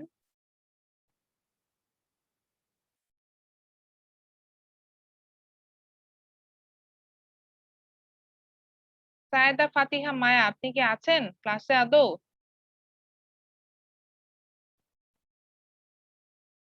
এই যে আমাকে অনেক সময় প্রশ্ন করেন যে ম্যাডাম ক্লাস পারফরমেন্স এর উপর মার্কস গুলো কিভাবে দেন এই যে this is call class performance কথা না বললে আপনাকে তো আমি পারফরমেন্সে 0ই দেবো। আমার কাছে মনে হয় আপনি ক্লাসে পার্টিসিপেন্টই করছেন না।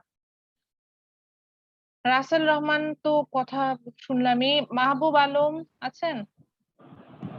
জি ম্যাম, স্লো। আচ্ছা, তো ফর্মুলাটা কি লিখেছেন? আনএমপ্লয়মেন্ট রেট হচ্ছে equal number of people unemployed by labour force into 100। Into 100। সমস্যাটা কি দাঁড়াচ্ছে? আমার কি নাম্বার অফ পিপল আনএমপ্লয়েড এর সংখ্যাটা দেওয়া আছে? না ম্যাম, এখানে দেওয়া আছে জাস্ট এমপ্লয়েড এরিয়াটা। নাম্বার অফ এমপ্লয়মেন্টের যেটা দেওয়া আছে সেটা। আচ্ছা, একটু মাথা খাটাই। আমরা তো যে টেবিলটা বুঝে আসছিলাম, লেবার ফোর্সটা দেখেছিলাম না এই টেবিলে, তো সি গ্রিন কালার দেওয়া ছিল। আচ্ছা, লেবার ফোর্স ইকুয়াল টু কি ছিল মনে আছে?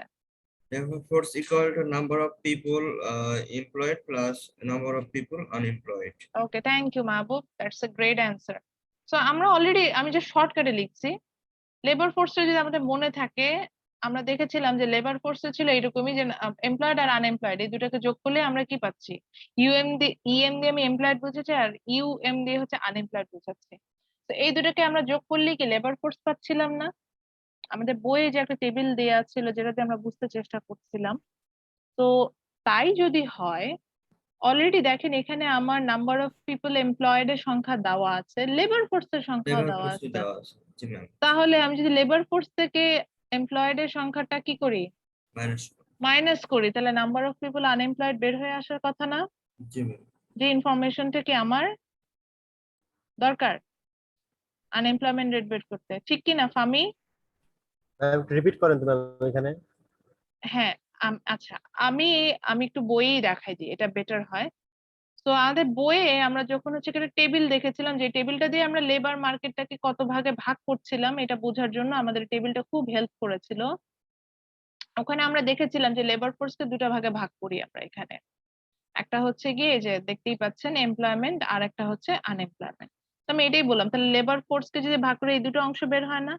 আমার অলরেডি ইনফরমেশনে এই লেবার ফোর্সের সংখ্যা দেওয়া আছে, এমপ্লয়মেন্টের সংখ্যা দেওয়া আছে। লেবার ফোর্স থেকে যদি আমি এমপ্লয়মেন্টকে মাইনাস করে এই রেড অংশটাতে নাম্বার অফ পিপল আনএমপ্লয়েড বের হয়ে আসবে না? জি। এটাই বলছিলাম, তো এটাই আমরা এখন বের করছি, যেহেতু আমার এই ইনফরমেশনটা নাই। কারণ আনএমপ্লয়মেন্ট রেট বের করতে হলে we need the number of people unemployed. তো আমরা তাহলে নাম্বার অফ পিপল আনএমপ্লয়েড বের করে নিচ্ছি। তো এটা কিভাবে বের করব তাহলে?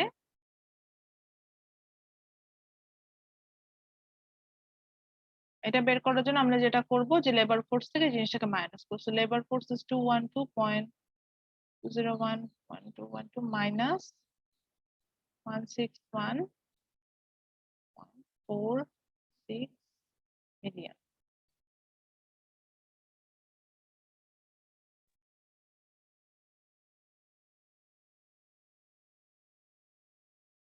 আমি যাকে জিজ্ঞাসা করবো, এই ক্যালকুলেশনটা সবাইকে করতে হবে। আমি যাকে জিজ্ঞাসা করবো উনি অ্যান্সার করবে, আর কেউ কোনো কথা বলবে না। তো সবাই কান কাজ করতে হবে। আমি যাকে জিজ্ঞাসা করবো, এবং যদি আমি পার্টিসিপেশনে যাকে পাবো না, তার মানে হচ্ছে এই যে এটাই আপনার যেটা যেভাবে বলেন যে পার্টিসিপেশন। আচ্ছা, আমি এম মাহি আলম মুন্না, আপনি বলেন এখানের অ্যান্সারটা কত? ম্যাম 39.75 30 ইংলিশে বলার চেষ্টা করবেন, ঠিক আছে? 39.7। 75 হ্যাঁ, 75। ওকে, সো অ্যান্সারটা কি ঠিক আছে? আমি যাকে জিজ্ঞাসা করবো সে উত্তর দিবে, অন্য কেউ না। মারুফ, অ্যান্সারটা কি ঠিক আছে? জি ম্যাম। জি ম্যাম, ঠিক আছে ম্যাম।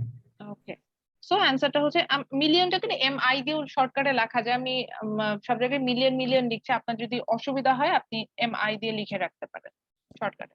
সো আমরা অলরেডি নাম্বার অফ পিপল মানে আনএমপ্লয়েড এটা পেয়ে গেলাম। তাহলে এখন আমরা কিন্তু ইজিলি আনএমপ্লয়মেন্ট রেটটা বের করতে পারবো। তাহলে আমরা চলে যাই আনএমপ্লয়মেন্ট রেটটা বের করার জন্য। তাহলে আনএমপ্লয়মেন্ট রেটটা বের করার জন্য আমাদের যে ফর্মুলা যেটা ছিল, ফর্মুলাটা কিরকম ছিল, যে number of people unemployed divided by labour force into 100। So number of people unemployed আমরা পেলাম হচ্ছে কি 39.75 million. That will be divide, আপনাকে পরীক্ষার হলে কিন্তু ফর্মুলা লিখতে হবে, লিখে তারপরে ভ্যালুটা বসাবেন। আমি ফর্মুলাটা আপনাকে দিয়ে অলরেডি লিখিয়ে নিয়েছি, আমি এখন জাস্ট ভ্যালুটা বসাচ্ছি। Then labor force was 201.21 million এটাকে এই পুরো জিনিসটা আমার হচ্ছে গিয়ে ডিভাইডেড যাবে, মানে সরি পুরো জিনিসটা হচ্ছে মাল্টিপ্লাই যাবে হচ্ছে 100 দিয়ে, আমরা পুরোটাকে 100 দিয়ে কিন্তু মাল্টিপ্লাই করব। যাকে জিজ্ঞাসা করবো শুধুমাত্র সে অ্যান্সার দিবে, বাকিরা কিন্তু কোনো অ্যান্সার করবে না, কিন্তু সবাইকে করতে হবে, ইউ ডোন্ট নো আমি কাকে কল করবো, র্যান্ডামলি এখানে আসবে। ওকে, শেখ আশরাফুল আলম, আপনি বলেন স্যার এখানে অ্যান্সার কত? ম্যাম 19.75 আসছে। 19.75। এটা কি ইউনিটটা কি হওয়া উচিত এখানে, কি মনে হচ্ছে? এককটা কি হওয়া উচিত? Percent ma'am. ইয়েস, কে বললেন এটা? ম্যাম আমি। আচ্ছা, আমি দেখতে পাচ্ছি না তো, পার্টিসিপেন্ট লিস্ট দেখছি না। হাবিবুর রহমান, আচ্ছা ঠিক আছে, থ্যাংক ইউ হাবিব, ঠিক বলেছেন। আচ্ছা হাবিব, অ্যান্সারটা কি ঠিক আছে? ম্যাম 76 আসছে, মানে 755 আসছে আর কি, ব্যাপার না মেবি। মানে হ্যাঁ, ও 755 আসছে, তাহলে আমি যেহেতু নিচ্ছি, হ্যাঁ 76 নেওয়া যায়, তাহলে একটু নেই 76 নিয়ে নি, কারণ যেহেতু রাউন্ড ফিগারের উপরে চলে গেছে। আচ্ছা, সো আনএমপ্লয়মেন্ট রেট আমি এটা বাংলাদেশের বেসিসে বলছিলাম। এখন দেখেন ফরকাস্টিংটা কিভাবে করি। আমি দেখতে পেলাম 19.7576 অলমোস্ট, আমি এটা 20 ধরে রাউন্ড ধরে, হ্যাঁ 20% পিপল দে আর আনএমপ্লয়েড, অর্থাৎ 100 জনের মধ্যে আমি যদি নেই 20 জন চাকরি পাচ্ছে না, আরো যদি স্পেসিফিকলি আসে প্রতি 5 জনের 1 জন চাকরি পায় না। Is it a good scenario? একটু নিজেকে প্রশ্ন করেন তো, 100 জনের মধ্যে 20 জনের চাকরি নেই, এটা কি ভালো? না ম্যাম। ইয়েস, যিনি বলছেন না বুঝে বলছেন, না না বুঝে বলছেন ম্যাম জানি না, বুঝে কিন্তু বলছি। ভালো না, ম্যাম একদমই ভালো না। বিকজ আনএমপ্লয়মেন্ট, হ্যাঁ অবভিয়াসলি একটা ইকোনমির জন্য আনএমপ্লয়মেন্টের দরকার আছে, but when it exceed to double digit মানে 10 প্লাস হয়ে যায়, ইটস এ ওর সিনারিও। আমি কাজ চাচ্ছি, কাজ করতে যাচ্ছি, I have skill but I don't get the job, then it's a very old stage. অনেক খারাপ অবস্থা, অনেক খারাপ না মানে খারাপ অবস্থা, এটা বলতে চাই, খারাপের দিকে যাচ্ছে, ইটস এ ব্যাড ইন্ডিকেট। তো আনএমপ্লয়মেন্ট রেটটা যত হাই হবে ওই ইকোনমি কিন্তু কন্ডিশন ভালো না, মানে আমি আমার পুরো লেবার ফোর্সটাকে ইউজ করতে পারছি না, which means I can use my total human resource, ওই যে বলে না lost of human capital, lots of human capital are lost in this process. Mahbub maybe কোনো কোশ্চেন করতে চাচ্ছেন, বলেন। মাহবুব কি কিছু আস্ক করতে চাচ্ছেন?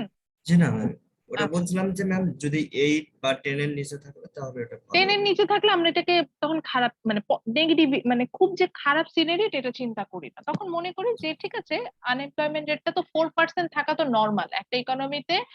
ওই যে আমরা জানি যেটা ফ্রিকশনাল আনএমপ্লয়মেন্ট, যেটা সার্চ আনএমপ্লয়মেন্ট, ওটার কারণে 4 to 5% আনএমপ্লয়মেন্ট রেট সবসময়ই থাকবে, একটা ইকোনমির আনএমপ্লয়মেন্ট রেট কখনোই জিরো হয় না, এটা বলেছিলাম মনে হয় আমি ক্লাসে। তো 4 to 5% তো আনএমপ্লয়মেন্ট রেট থাকবেই। তো সেখানে আমি যদি সেটা এক্সিট, মানে ওই যে বললাম 8% 9% পর্যন্ত, যে এটা টলারেবল, বাট যখন এটা ডাবল ডিজিটে চলে যাচ্ছে এটা কিন্তু সিচুয়েশন খারাপের দিকে যাচ্ছে, আমি এটাই বলছি। তো এখানে আমি হিসাবেও দেখলাম যে আমার সিচুয়েশন কিন্তু ভালো। ওকে, নেক্সট আমি কি বের করব, এটা আমাকে বলবেন হচ্ছে কি নেক্সট আমাদের কোশ্চেনে কি ছিল বের করার, যে কোনো একজন বলেন, এরপর আমাদের কি বের করার কথা? Ma'am unemployment of population ratio. Employment two population ratio, আমরা ওইটা বের করতে চেষ্টা করছিলাম যে আমরা কত ভাগ মানুষ আমার ওয়ার্কিং এজের মধ্যে, সরি হ্যাঁ ওয়ার্কিং এজের মধ্যে যে জব পাচ্ছে, ঠিক আছে। তো আমরা এমপ্লয়মেন্ট টু পপুলেশন রেশিওটা বের করার চেষ্টা করছিলাম, অর্থাৎ পপুলেশনের মধ্যে তো আনতে পারি না, কারণ সবাই তো আর আমার সাথে জব পাবে না। তো এমপ্লয়মেন্ট টু পপুলেশন রেশিও আমরা যেখানে গেলাম যে ওয়ার্কিং এজের মধ্যে আমরা কতজন মানুষ এখানে হচ্ছে গিয়ে জবটা পাচ্ছে। তো ফর্মুলা আগের মতো আমরা লিখেছি, সেখানে আমরা দেখেছিলাম যে এখানে related term will be divided by total term, এখানে রিলেটেড টার্ম হচ্ছে number of people employed, that is 161.46 million, that will be divided by the total term, that is working age population, that is 212.78 million, then the total term will be multiplied by 100। মানে এখানে যে ভ্যালুটা, মানে total term বলতে বুঝেছি, এখানে যে ভ্যালুটা আসবে এই ভ্যালুটাকে আমরা হচ্ছে এবার 100 দিয়ে মাল্টিপ্লাই করে নিচ্ছি। এই তো আমাকে হচ্ছেন গিয়ে আমার আরেকজন সিআর মিঠু আছেন ক্লাসে?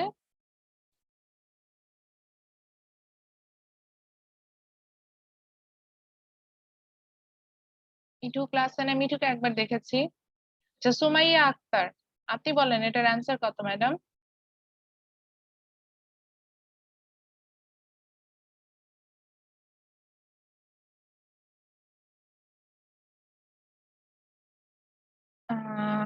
আপনার যদি স্পিকারে প্রবলেম থাকে তাহলে হচ্ছে আপনি কমেন্ট সেকশনে কমেন্ট করেও অ্যান্সার দিতে পারেন। আচ্ছা, সালে আকরাম স্যার, আপনি বলেন অ্যান্সার কত?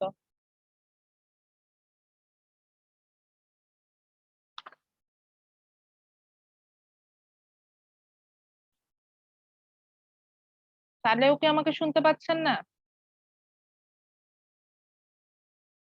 আমরা তো শুনতে পাচ্ছি।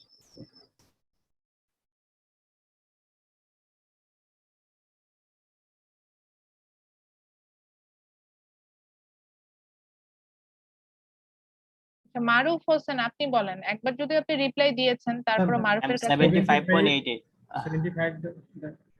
আচ্ছা, 75.9 75.9 75.88 এরকম আসছে।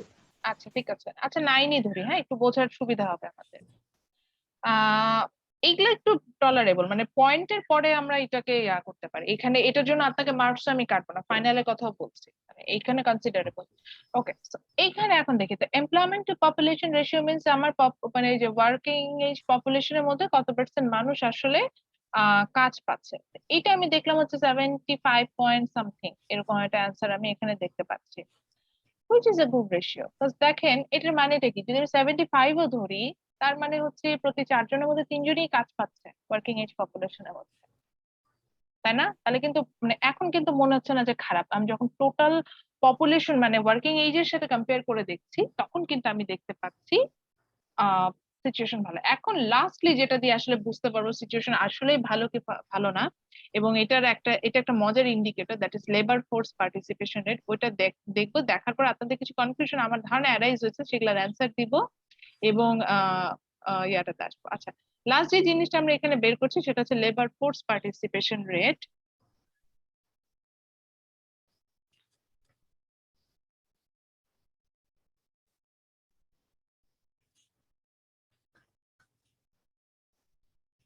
তো লেবার ফোর্স পার্টিসিপেশন রেট আমরা এটা বের করছি।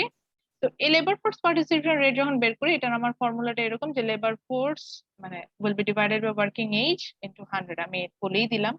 তো 201.21, this will be divided by my working age population 121.78, and then the whole thing will be multiplied by 100। এভাবে আমরা এখান থেকে কিন্তু বের করে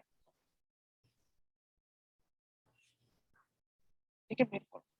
এটার অ্যান্সারটা কত আসছে? 94.6%।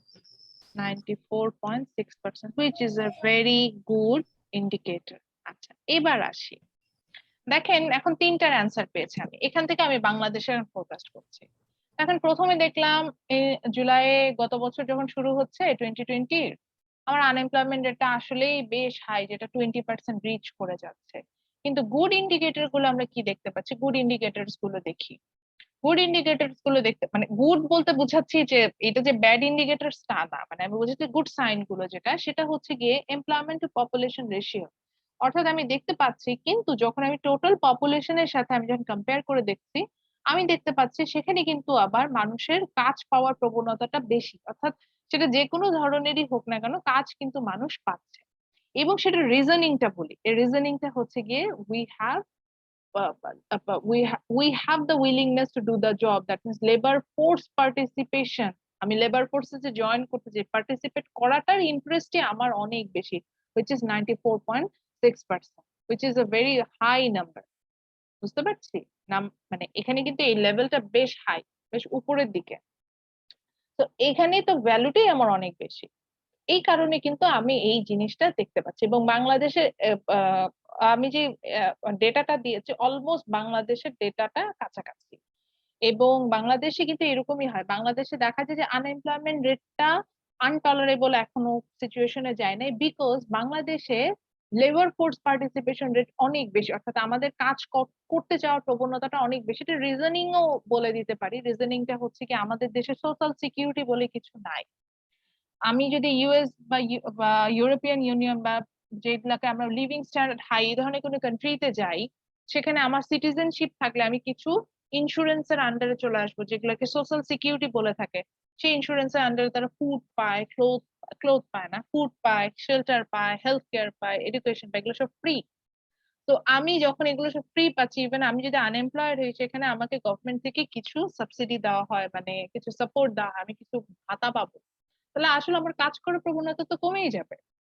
তো ওই জন্য দেখা যায় যে ওই সকল দেশগুলোতে লেবার ফোর্স পার্টিসিপেশন রেটটাই অনেক কম থাকে, এবং সেই কারণে দেখা যায় যে ওদের আনএমপ্লয়মেন্ট রেট ওই যে ওইভাবে আসে। আমি যেমন ইউএসএ এক্সাম্পল দিয়ে আসবো, তো এখানে কিন্তু বাংলাদেশের তো এইরকম সোশ্যাল সিকিউরিটি নাই। তো আমাকে আসলে সার্ভাইভ করতে হলে, আমাকে বাংলাদেশে সার্ভাইভ করতে হলে আমার নিজেরই কাজ করতে হবে, এবং বাংলাদেশে যে জিনিসপত্র কতটা কস্টলি, যাদের কোনো কারণে যদি সেই রকম খরচ হয়, যেমন আমি জাস্ট হেলথ কেয়ারে আমি কয়েকদিন ধরে আমাকে তো আমি খুব ব্যাডলি সাফারার, মানে সাফারার না এখন, ওকে আল্লাহ পরীক্ষা করছেন। সো এখানে আমি কিন্তু দেখেছি যে এত কস্টলি, বিশ্বাস করেন বাংলাদেশের চিকিৎসা ব্যবস্থা আমার আমি যা খরচ দেখলাম, তাতে আমার মনে হলো যে একটা মিড রেঞ্জের ফ্যামিলি যদি কেউ সিক হয়, অসম্ভব একটা লং টার্মের জন্য তাকে কন্টিনিউ করা তার মেডিকেল কেয়ারটা, এটা অসম্ভব।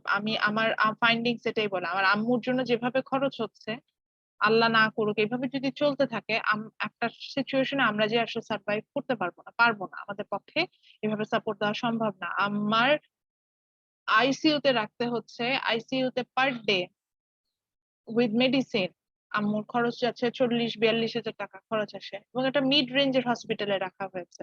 আমি কোনো ইউনাইটেড বা এভারকেয়ার বা স্কোয়ারের কথা বলছি না। ওখানে এলো তো পার ডে লাখের উপর চলে আসতো। এই হচ্ছে অবস্থা। তো এইভাবে কতদিন রাখতে পারবো? এবং সে ওরকমই রোগী, তাকে আইসিইউ সাপোর্ট ছাড়া এখন মানে সুস্থভাবে দেখা সম্ভব না আমার পক্ষে। আমি সেই জায়গায় মানে বুঝাতে পারছি হয়তো সিনারিওটা এরকম। আচ্ছা, এখানে আমরা হচ্ছে কি কতগুলো এক্সাম্পল দিচ্ছি, এটা ইউএস ইকোনমি ওয়াইজ এক্সাম্পল দেওয়া 2010 এর ওদের হিসেবে। তো সেখানে আমরা দেখতে পাচ্ছি ওদের আনএমপ্লয়মেন্ট রেটটা দেখাচ্ছে, আমি এখানে দেখতে পাচ্ছি না কেন, 9.5%। আচ্ছা 9.5% ওদের আনএমপ্লয়মেন্ট রেটটা এরকম দেখাচ্ছে। কিন্তু ওদের সমস্যা হচ্ছে, দেখেন ওদের লেবার ফোর্স পার্টিসিপেশন রেটটা, সরি এমপ্লয়মেন্ট টু পপুলেশন রেশিওটা যখন আমরা পেলাম, সেটা পেলাম হচ্ছে 58%, হুইচ ইজ ভেরি পুয়ার। আমরা একটু আগে যখন হচ্ছে গিয়ে ইয়াতে যাচ্ছিলাম, বাংলাদেশের ক্ষেত্রে যখন কথা বলছিলাম, সেখানে কিন্তু ওখানে আমরা দেখতে পাচ্ছিলাম যে আমাদের এমপ্লয়মেন্ট টু পপুলেশন রেশিও বেশ ভালো, কিন্তু ওদের আনএমপ্লয়মেন্ট রেটটা লো, কিন্তু এমপ্লয়মেন্ট টু পপুলেশন রেশিওটা খুবই মানে সন্তোষজনক না, এটা 60%-এর নিচে নেমে গেছে, এটা কিন্তু ভালো না। এটা রিজনিংটা যদি দেখেন, এটা রিজনিংটা পাবেন হচ্ছে কি লেবার ফোর্স পার্টিসিপেশন রেটে। লেবার ফোর্স পার্টিসিপেশন রেটে যে দেখেন, এদের labour force participation rate only 64.7%, which means it's a very poor number. 100 জনের মধ্যে মাত্র 64% মানুষ কাজ করতে চাচ্ছে, বাকি করতে দে হ্যাভ অল্টারনেটিভস। তো এই কারণে কিন্তু ওদের ইয়াটা, এই যে আনএমপ্লয়মেন্ট টু পপুলেশন রেশিওটাও কমে আসছে। এবং আমরা যে ওদের যে 2005 এ যে ডেটা পেয়েছে, ওখানেও কিন্তু it's a very alarming data, because half of the population, আমি যদি ভালোভাবে খেয়াল করে দেখি, half of the population they are not in the labour force. Total population অর্ধেক গায়েব হয়ে গেছে এই ওয়ার্কিং এজ থেকে, নট ইন লেবার ফোর্স, মানে উইলিংনেস দিয়ে বার্তা দিয়ে আমি হাফ অফ দ্য পপুলেশনকে বাদ দিয়ে দিতে হয়েছে আমার এখানে, তারা লেবার ফোর্সেই আসতে পারে না। It's a very very negative indicator, এটাই বলতে চাচ্ছি। এই কারণে কিন্তু তো এটার রিজনটা আমরা বের করে নিলাম, এই কারণে আমরা দেখতে পেলাম যে ওদের এমপ্লয়মেন্ট টু পপুলেশন রেশিওটাও লো, ওদের কিন্তু হচ্ছে গিয়ে আপনার লেবার ফোর্স পার্টিসিপেশন যেটা উইলিংনেস যেটা, সেটাও কিন্তু লো। এখন আপনি বলেন ম্যাডাম আনএমপ্লয়মেন্ট রেটটা তাহলে কেন, মানে যেটা টু ডিজিটে যায় নাই, আমার 1 ডিজিটেই আছে, সেখানে কেন আসলো? কারণ খুবই অল্প সংখ্যক মানুষই লেবার ফোর্সে আসছে, তো তাদের মধ্যে ম্যাক্সিমামই জব পেয়ে যাচ্ছে। এই কারণেই বললাম, কারণ আমার তো ভ্যাকেন্সি থাকছে। তো ওদের যেটা হয়, যেমন আমাদের কেন এত ইউরোপে আমরা যেতে চাই, কারণ আমরা জানি ইউরোপে গেলে কাজ পাওয়া যায়, কারণ ওখানে কাজ করার লোক খুঁজে পাওয়া যায়, ওরা কাজ করতেই চায় না। ওরা ওই যে বললাম কেন করতে চাচ্ছে না, বিকজ আই হ্যাভ সিকিউরিটি। তো আমরা যাই কারণ আমরা জানি যে ওখানে আমি তার সিটিজেন, আমি গেলে তার এই সিকিউরিটি গুলো পাবো না, তখন আমি কাজ করতে চাই, কাজ ওখানে গেলে কাজ পাওয়া যায়। এই যে আমাদের যাওয়ার প্রবণতাটা এই কারণে, যেখানে অনেক অনেক ভ্যাকেন্সি থাকে, যেখানে কাজ করার মানুষ খুঁজে পাওয়া যাচ্ছে না। So any question from the unemployment part? না ম্যাম, কোনো প্রশ্ন নেই। আচ্ছা, এরপরে আমি বলবো একটু বইটা গো থ্রু করবেন, স্পেশালি আমি যে অংশগুলো এই যে এখানে একটু পড়ে টরে দেখবেন। পড়লে মানে ওই যে বললাম যে আমি যে সব পোর্শন টাচ করা তো আসলে সময় থাকে না, একটু পড়ে দেখলে দেখবেন যে শেখার কোনো শেষ নেই, অনেক ভালো অনেক কিছু জানতে পারবেন এবং পড়ে অনেক মজাও পাবেন। ফ্রিকশনাল আনএমপ্লয়মেন্টের পরে এগুলো একটু যাবেন যে রিয়েল জিডিপি, আনএমপ্লয়মেন্ট, এগুলা সার্কেল টার্কেল নিয়ে অনেক কিছু কথা টথা বলা আছে, এগুলা জাস্ট নিজের আন্ডারস্ট্যান্ডিং এর জন্য পড়ে দেখেন, অনেক কিছু জানতে পারবেন।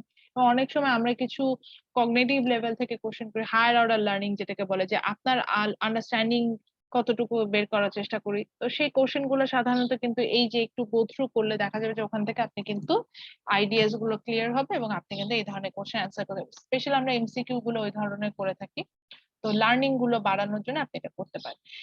এখন দেখেন আবারও আসি, কেন আমি আনএমপ্লয়মেন্টকে একটা ম্যাক্রো ইকোনমিক ইন্ডিকেটর বললাম। দেখেন ওভারঅল ইকোনমির একটা সিনারিয়েট আমি এখান থেকে কিন্তু পেয়ে গেলাম, যেমন বাংলাদেশের সিনারিয়েট পেলাম, ইউএস এর সিনারিয়েট পেলাম, ইউএস এর একদম দেখেন আমি ইউএসএ তে না যেয়ে বলতে পারছি যে ইউএস এর মানুষজন কি করছে না করছে। আমি নিজে একটা গেমস খেলতাম, আমি পরে দেখলাম এটা আমার একটা ফার্মিং গেমস খেলতাম নর্মাল, তো আমি দেখলাম এটা আমার একটা নেশার মতো হয়ে গেছে, যে আমি এটা খেলা বাদ দিলাম। তো ওইটা যখন খেলতাম আমার প্রচুর টাইম ওয়েস্ট হতো, এই কারণে আমি খেলাটা বাদ দিলাম। এটাই হচ্ছে কারণ। আমার কাছে মনে হলো ওই সময় যদি আমি ইভেন আমি ক্রাফটিং ও করি, আমি আর্টও করি, বা আমি ইউটিউবে যদি ভিডিও দেখি, ওটা আমার জন্য লার্নিং হবে, কিন্তু গেম খেলাটা কোনো লার্নিং না, এই কারণে আমি বাদ দিলাম। এবং আরো বলি, গেমস খেলাটা বাদ দিয়েছি করোনার মধ্যেই। এই সময় আমি আমি লার্ন করলাম যে আমি একবার গেমস খেলতে শুরু করলে অ্যাটলিস্ট আমার যে মানে আমার খুব অল্প সময় পাই রিল্যাক্স করার, রিল্যাক্সিং টাইমটা পুরোটাই গেমস খেলাতে চলে যাচ্ছিল, এখানে খেলা বাদ দিলাম। তো যেটা বলার জন্য বলছিলাম, আমি আমার গেম মেটদের যারা ছিল ওনারা সবাই হচ্ছেন কি ইউএস এর সিটিজেন, টেক্সাসে থাকে, ডালাসে থাকে, কথা টথা হয়তো আমার সাথে। আমি সারপ্রাইজিংলি ফাইন্ড আউট করলাম এরা সবাই খুব টাইম দেয়, এবং করোনার মধ্যে টাইম দেওয়ার রিজন আছে, কারণ তাদের তো সে সমস্যা নেই। মানে ওই যে বলছি তাদের এই জব সিকিউরিটি আছে, আমার তো সেটা নাই। আমার করোনার মধ্যে আমাকে ঠিকই একদিন কাজ না করলে আমার শোকজ খাবো, বা আমি যদি আমার যেটাকে বলা যাচ্ছে যে আমি যদি আমার সেলফ ইমপ্রুভমেন্ট না হয় আমি কিন্তু ভালো থাকবো না। মানে আমাকে কিন্তু এগুলো নিয়ে চিন্তা করবো, ওদের এগুলো নিয়ে কোনো সমস্যা নেই, ওর কাজও আছে, ওর সোশ্যাল সিকিউরিটি আছে, ও ভ্যাকসিন পেয়ে যাচ্ছে, ওরা সবাই 2 ডোজ করে ভ্যাকসিন পেয়েছে। আমাকে জিজ্ঞাসা করে আমি এত আর ইয়াং এইজের আমি কেন ভ্যাকসিন দিচ্ছি না, পাচ্ছি না, কত কিছু ওদের কোশ্চেন। এই হচ্ছে বিষয়। তো ওই তখন আমি এটা একটু রিয়েলাইজ করেছি যে সিচুয়েশনটা আসলে ওদের দেশে, ও ওর দেশের উন্নত করে চিন্তা করছে, তো আমার দেশের সিচুয়েশন বুঝতে পারছে না, আমার দেশে কেন করোনা রেট এত হাই এটাও জিজ্ঞাসা করেছে। এগুলো হচ্ছে এই এরকম। আচ্ছা, এবার চলে আসি যে যেটা ছিলাম এরপরে যে ইন্ডিকেটরটা সম্পর্কে জানবো, এটা হচ্ছে অবভিয়াসলি আনএমপ্লয়মেন্টের সাথে রিলেটেড, হুইচ ইজ ইনফ্লেশন। তো এরপরে আমরা যেটা পড়বো that's about inflation.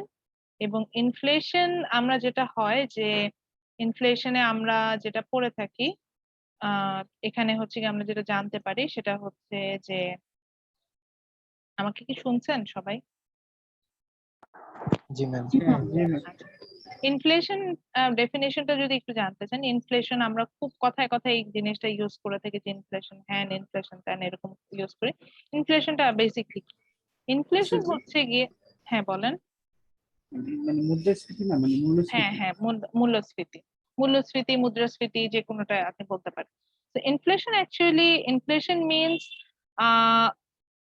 I can say the increase in average price level। খুব ইজিলি যেটাকে আমরা বলে থাকি এইভাবে বলছি, the increase in average price level, এটাকে বলা হয় হচ্ছে গিয়ে ইনফ্লেশন। সো ইনফ্লেশনে আমাদের যেটা হয়,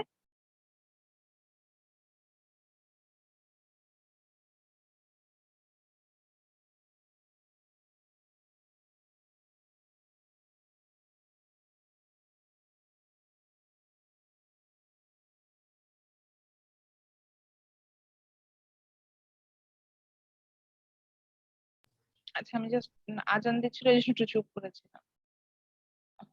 তো যেটা ছিলাম, তো ইনফ্লেশনটা যেটা হচ্ছে যে এটাকে আমরা বলি হচ্ছে কি increase in average price level, এটাকে আমরা বলি হচ্ছে কি ইনফ্লেশন। এন্ড এটার অপোজিটটাকে আমরা বলছি হচ্ছে কি deflation, decrease in average price level, এরকম। তো ইনফ্লেশন ডিফ্লেশনটা আসলে কি আমরা হয়তো ভাবছে হ্যাঁ প্রাইস লেভেল ইনক্রিজ হচ্ছে এটা ইনফ্লেশন, বাট বেসিক্যালি জিনিসটা এইভাবে বোঝায় না। যেমন বাংলাদেশে আসে, বাংলাদেশের এখন ইনফ্লেশন রেট এখন মনে হয় 7% সামথিং। তো আমি একটা রাউন্ড ফিগার ধরে বোঝানোর চেষ্টা করি, তাহলে আপনারা বুঝতে পারবেন। এবং এখন বাংলাদেশ যে ইনফ্লেশন রেটটা ফেস করছে, this is the highest level of inflation in 1 decade. এবং কেন এটা হচ্ছে আমি এটাও বলবো, কারণ রিজনিং গুলো যখন যাবো যে ওয়াই ইনফ্লেশন ক্রিয়েটস প্রবলেম, তখন আমার সাথে এটা রিলেটেড হবে। সো ইনফ্লেশনটা আমি এখানে পেলাম বাংলাদেশে, ধরে নিচ্ছি যে নাও at present scenario the inflation rate is 5%, which means the price level will increase by 5%. আপনি বললেন এটা আবার কি, আর আমার কি সমস্যা? সমস্যাটা হচ্ছে গিয়ে, ধরেন গত বছর যে প্রোডাক্ট আপনি 100 টাকায় কিনতে পারতেন, ইনফ্লেশন হওয়ার কারণে ওই সেম প্রোডাক্টটা, ধরেন 100 টাকা আপনি একটা কলমই কিনতে চান, সো সেম প্রোডাক্টটা now you have to buy on 105 টাকা। এবং এই যে এটার প্রাইস বাড়লো, শুধু আপনার জন্য যে পেনটার প্রাইস 100 টাকা 5% বাড়লো তা না, আমার জন্য 5% বাড়লো, বা মাহবুবের জন্য 5% বাড়ছে, বা ফামির জন্য 5% বাড়ছে, বা মিঠুর জন্য বাড়ছে, সবার জন্য কিন্তু এই দামটা বাড়ছে। এবং আরো সিভিয়ার যেটা, এটা প্রত্যেকটা প্রোডাক্টের ক্ষেত্রে এই দামটা বাড়ছে। অর্থাৎ আপনি রাইস কিনতে গেলেন, সেটার দাম যদি 5% বাড়ে, লাইক ওটার প্রাইস ছিল 50 টাকা কেজি, ইনফ্লেশনের সাথে অ্যাডজাস্টমেন্ট করে এটা দাম হয়ে গেল 55 টাকা পার কেজি, এটা কিন্তু আপনার জন্য severe, because that's your basic need. এবং আরো আপনি যদি লার্জ অ্যামাউন্ট অফ প্রোডাক্টের ক্ষেত্রে যান, দেখেন আপনি সেম অ্যামাউন্টের প্রোডাক্ট পাচ্ছেন, but you are paying more for it. That's the problem. প্রবলেমটা কোথায় সেটা আসি, সেটা হচ্ছে ধরে নিলাম যে আগে আপনার ইনকাম ছিল 100 টাকা, 100 দিয়ে এক্সাম্পল দিই, আপনার পার ডে যে লিভিং কস্ট সেই ওয়াইজ আপনার 90 টাকা প্রত্যেকদিন স্পেন্ড হয়ে যাচ্ছে, আপনার food, cloth, shelter, health care সবকিছু মিলে 90 টাকায় খরচ হয়ে যাচ্ছে ওই সময় ইনফ্লেশনের সাথে অ্যাডজাস্ট করে। তাতে সেভিংসটা আসলে কত থাকছে? আপনার সেভিংসটা থাকছে 10 টাকা। এখন ইনফ্লেশন দেখা দিল, আপনার ইনকাম কি বাড়বে ইনফ্লেশন দেখা দিলে? আমি কিন্তু 100 টাকায় লিখলাম, বিকজ ইনফ্লেশন বাড়লে যে আমাদের ইনকাম বাড়ে এরকম কোনো কিন্তু কোনো কথা নেই, এবং ইনফ্লেশনের সাথে ইনকাম কোনোভাবে রিলেটেড। ইনফ্লেশন বাড়লে আমাদের ইনকাম বাড়ে না, যা ছিল অ্যাজ ইট ইজ ওরকমই থাকে।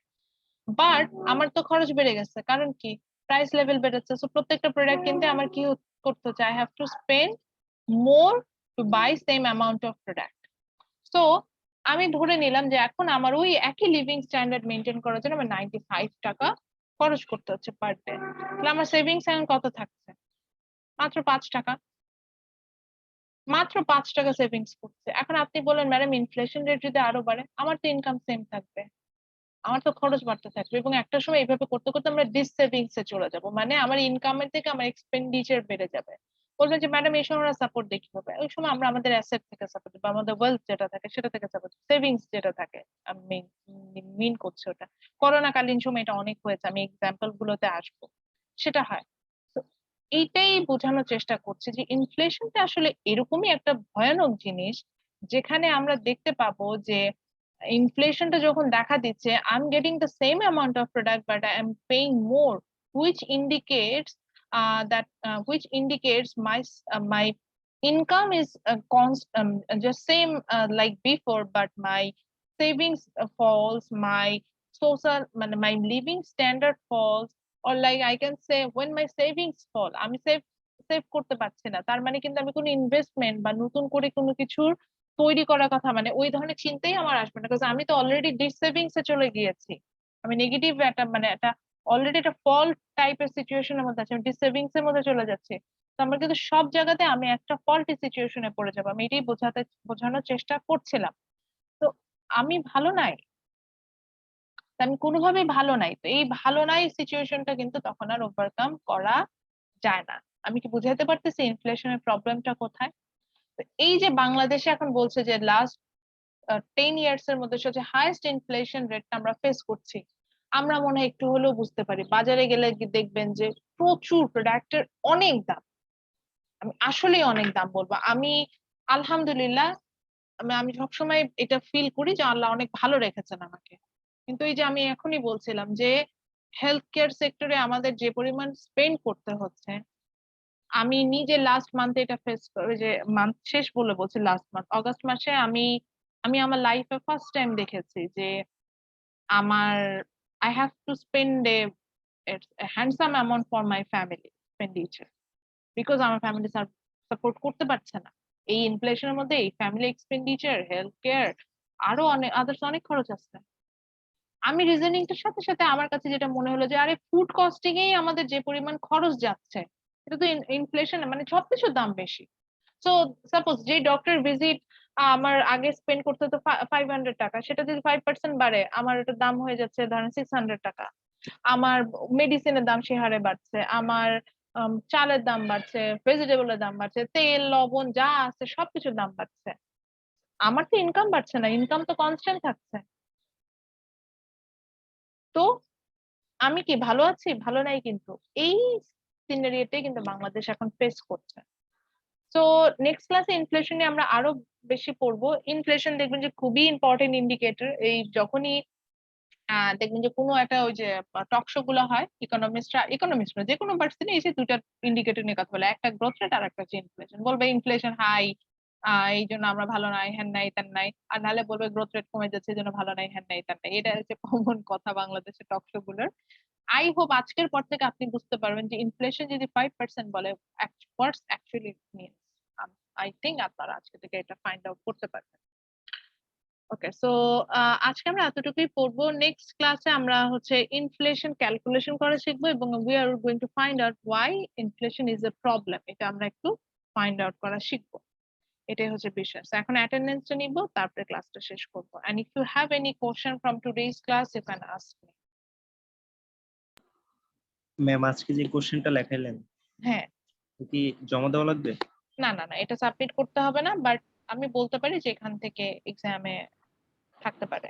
বা আজকে যা পড়ালাম এখান থেকে অবশ্যই এক্সামে কিছু না কিছু পোর্শন আছে। আচ্ছা ma'am. Okay, so kindly response to attendance. আমি এটা পজ করে দিচ্ছি রেকর্ডিংটা। আমাদের ভিডিও প্রেজেন্টেশনের যে সেশনটা হবে সেই সেশনে অ্যাটেন্ড করা ম্যান্ডেটরি, ওইটার অ্যাট পার্টিসিপেন্ট অর্থাৎ অ্যাটেন্ডেন্সের উপর আমি একটা মার্কস দিব, এবং দেন তো আপনার ভিডিও প্রেজেন্টেশন আসবে সেটার উপর মার্কস। অর্থাৎ আমি আপনাকে শিখাবো, আপনি শিখলেন, শেখার পরে সেটা আপনি প্রেজেন্ট করবেন। That's the point. এইভাবে আমি দেখতে যাচ্ছি। প্রেজেন্টেশনের ব্যাপারটা একটু বলবেন। আমি টাইমটা ভিডিও কখন? প্রেজেন্টেশন নেই Tuesday, next Tuesday, which means আমি ডেটটাও বলছি, নেক্সট টুইসডে 7 তারিখ। 7 তারিখ নিব, এবং হচ্ছে গিয়ে আমি যেটা করব সেটা হচ্ছে যে একটা অনলাইন সেশন হবে, একটা ট্রেনিং সেশনের মতো, যেখানে আপনাদেরকে আমি দেখাবো how you can make video presentation using your laptop or your mobile phone. একটা প্রেজেন্টেশন আপনি নিজের বানায় রেকর্ড করে রেখে দিবেন।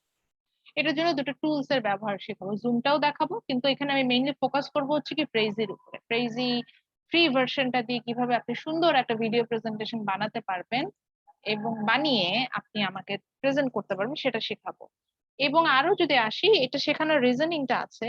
আপনি যদি দেশের বাহিরে পড়তে যেতে চান, এবং এখন যেহেতু অনলাইনে এই ডায়মন্ডটা অলরেডি আমাদের জন্য ওপেন হয়ে গেল, এবং এখন আমরা অনেক এটা ফেস করি, আমরা ঘরে বসে ইন্টারভিউ দিই, তখন এই প্রেজেন্টেশনটা, এই যে অনলাইনে এই জিনিসটা স্কিলটা আমার থাকতে হবে।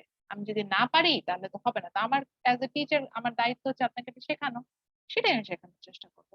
বা এখন হয়তো দেশের বাইরে যেতে গেলে এখন প্রথম রিকোয়ারমেন্ট ওদের এটাই থাকে যে আপনার নিজের সম্পর্কে এক্সপ্লেইন করে একটা ভিডিও মেক করেন, নিজের সম্পর্কে বলে একটা ভিডিও মেক করেন, বা আপনি একটা রিসার্চ প্রপোজাল দিতে চাচ্ছেন। অনেক ক্ষেত্রে আপনার প্রফেসর আপনার কাছে এটাই জানতে চাইতে পারে যে রিসার্চ প্রপোজালটা এক্সপ্লেইন করে তাকে একটা কিছু জানান। এই রিকোয়ারমেন্ট আমি অনেক আগে দেখেছি। তো তখন আমার কাছে না মনে হতো আল্লাহ, কিভাবে একটা ভিডিও আমি নিজে রেকর্ড করবো, করে আমি কিভাবে আসলে পাঠাবো।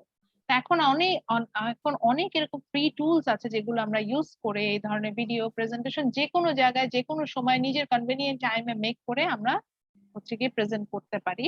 সেইটারই একটা এরকম একটা ফ্রি টুলস আমি হচ্ছে প্রেইজি, আমি সেটা সম্পর্কে দেখাবো। এবং মোর স্পেসিফিকলি যেটাকে ইম্পর্টেন্স দিচ্ছি, এটা শেখানোর রিজনটা হচ্ছে আপনার একটা স্কিল বাড়বে, একটা টুলস ইউজ করা শিখবেন। এবং আমার অ্যাজ এ টিচার এন্ড আমারও হেল্প আছে, সেটা হচ্ছে আমি আমার ভিডিও প্রেজেন্টেশন নিতে গেলেই, মানে আপনাদের অনলাইন প্রেজেন্টেশন নিতে গেলে আমার 2টা ক্লাস নষ্ট হতো, মিনিমাম 2টা ক্লাস। যেহেতু 45টা স্টুডেন্ট, আমার 2টা 2.5টা ক্লাস নষ্ট হতো। আমার এই ক্লাসটা নষ্ট হবে না, বা আমার এক্সট্রা ক্লাস যেত কোনো একটা ভাবে এটা মেকআপ করে আমার নিতে হতো।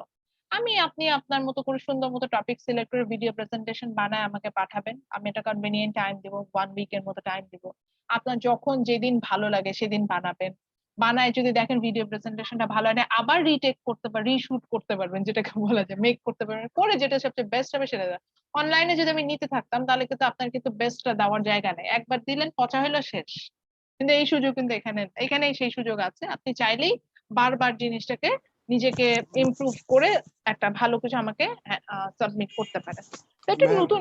জি ম্যাম 7 তারিখ ম্যাম আপনার 7 সেশনটা তারিখে থাকবে। ম্যাম 7 তারিখে 3:30 থেকে 4:30 এক্সাম আছে, ল্যাব ফাইনাল।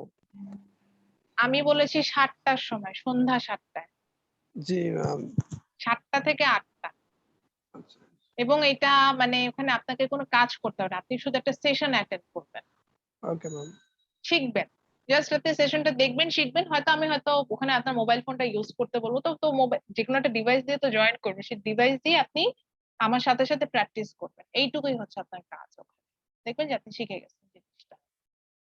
আচ্ছা, তো এটা আপনাকে শেখাবো ইনশাল্লাহ। ওইটার সেশনটা আরো 1 উইক আগে নেওয়ার কথা, বাট ওই যে আমি বললাম যে এই জন্য আমি এখন বারবার ইনশাল্লাহ বলছি যে আল্লাহ আমি এটা নিতে পারি, আমি ফাইনালি যাতে আমি নিতে পারি, কারণ আমার নেওয়াটা খুব দরকার।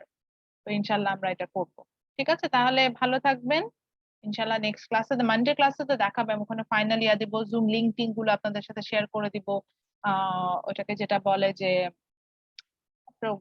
সবকিছু আপনাদের সাথে শেয়ার করে রাখবো, কিন্তু এটা অ্যাটেন্ড করাটা ম্যান্ডেটরি, আমার কোর্সের স্টুডেন্টদের জন্য এটা ম্যান্ডেটরি, এটাই হচ্ছে কথা। ঠিক আছে, ভালো থাকবেন, তাহলে ইনশাল্লাহ নেক্সট ক্লাসে দেখা হবে। আসসালামু আলাইকুম।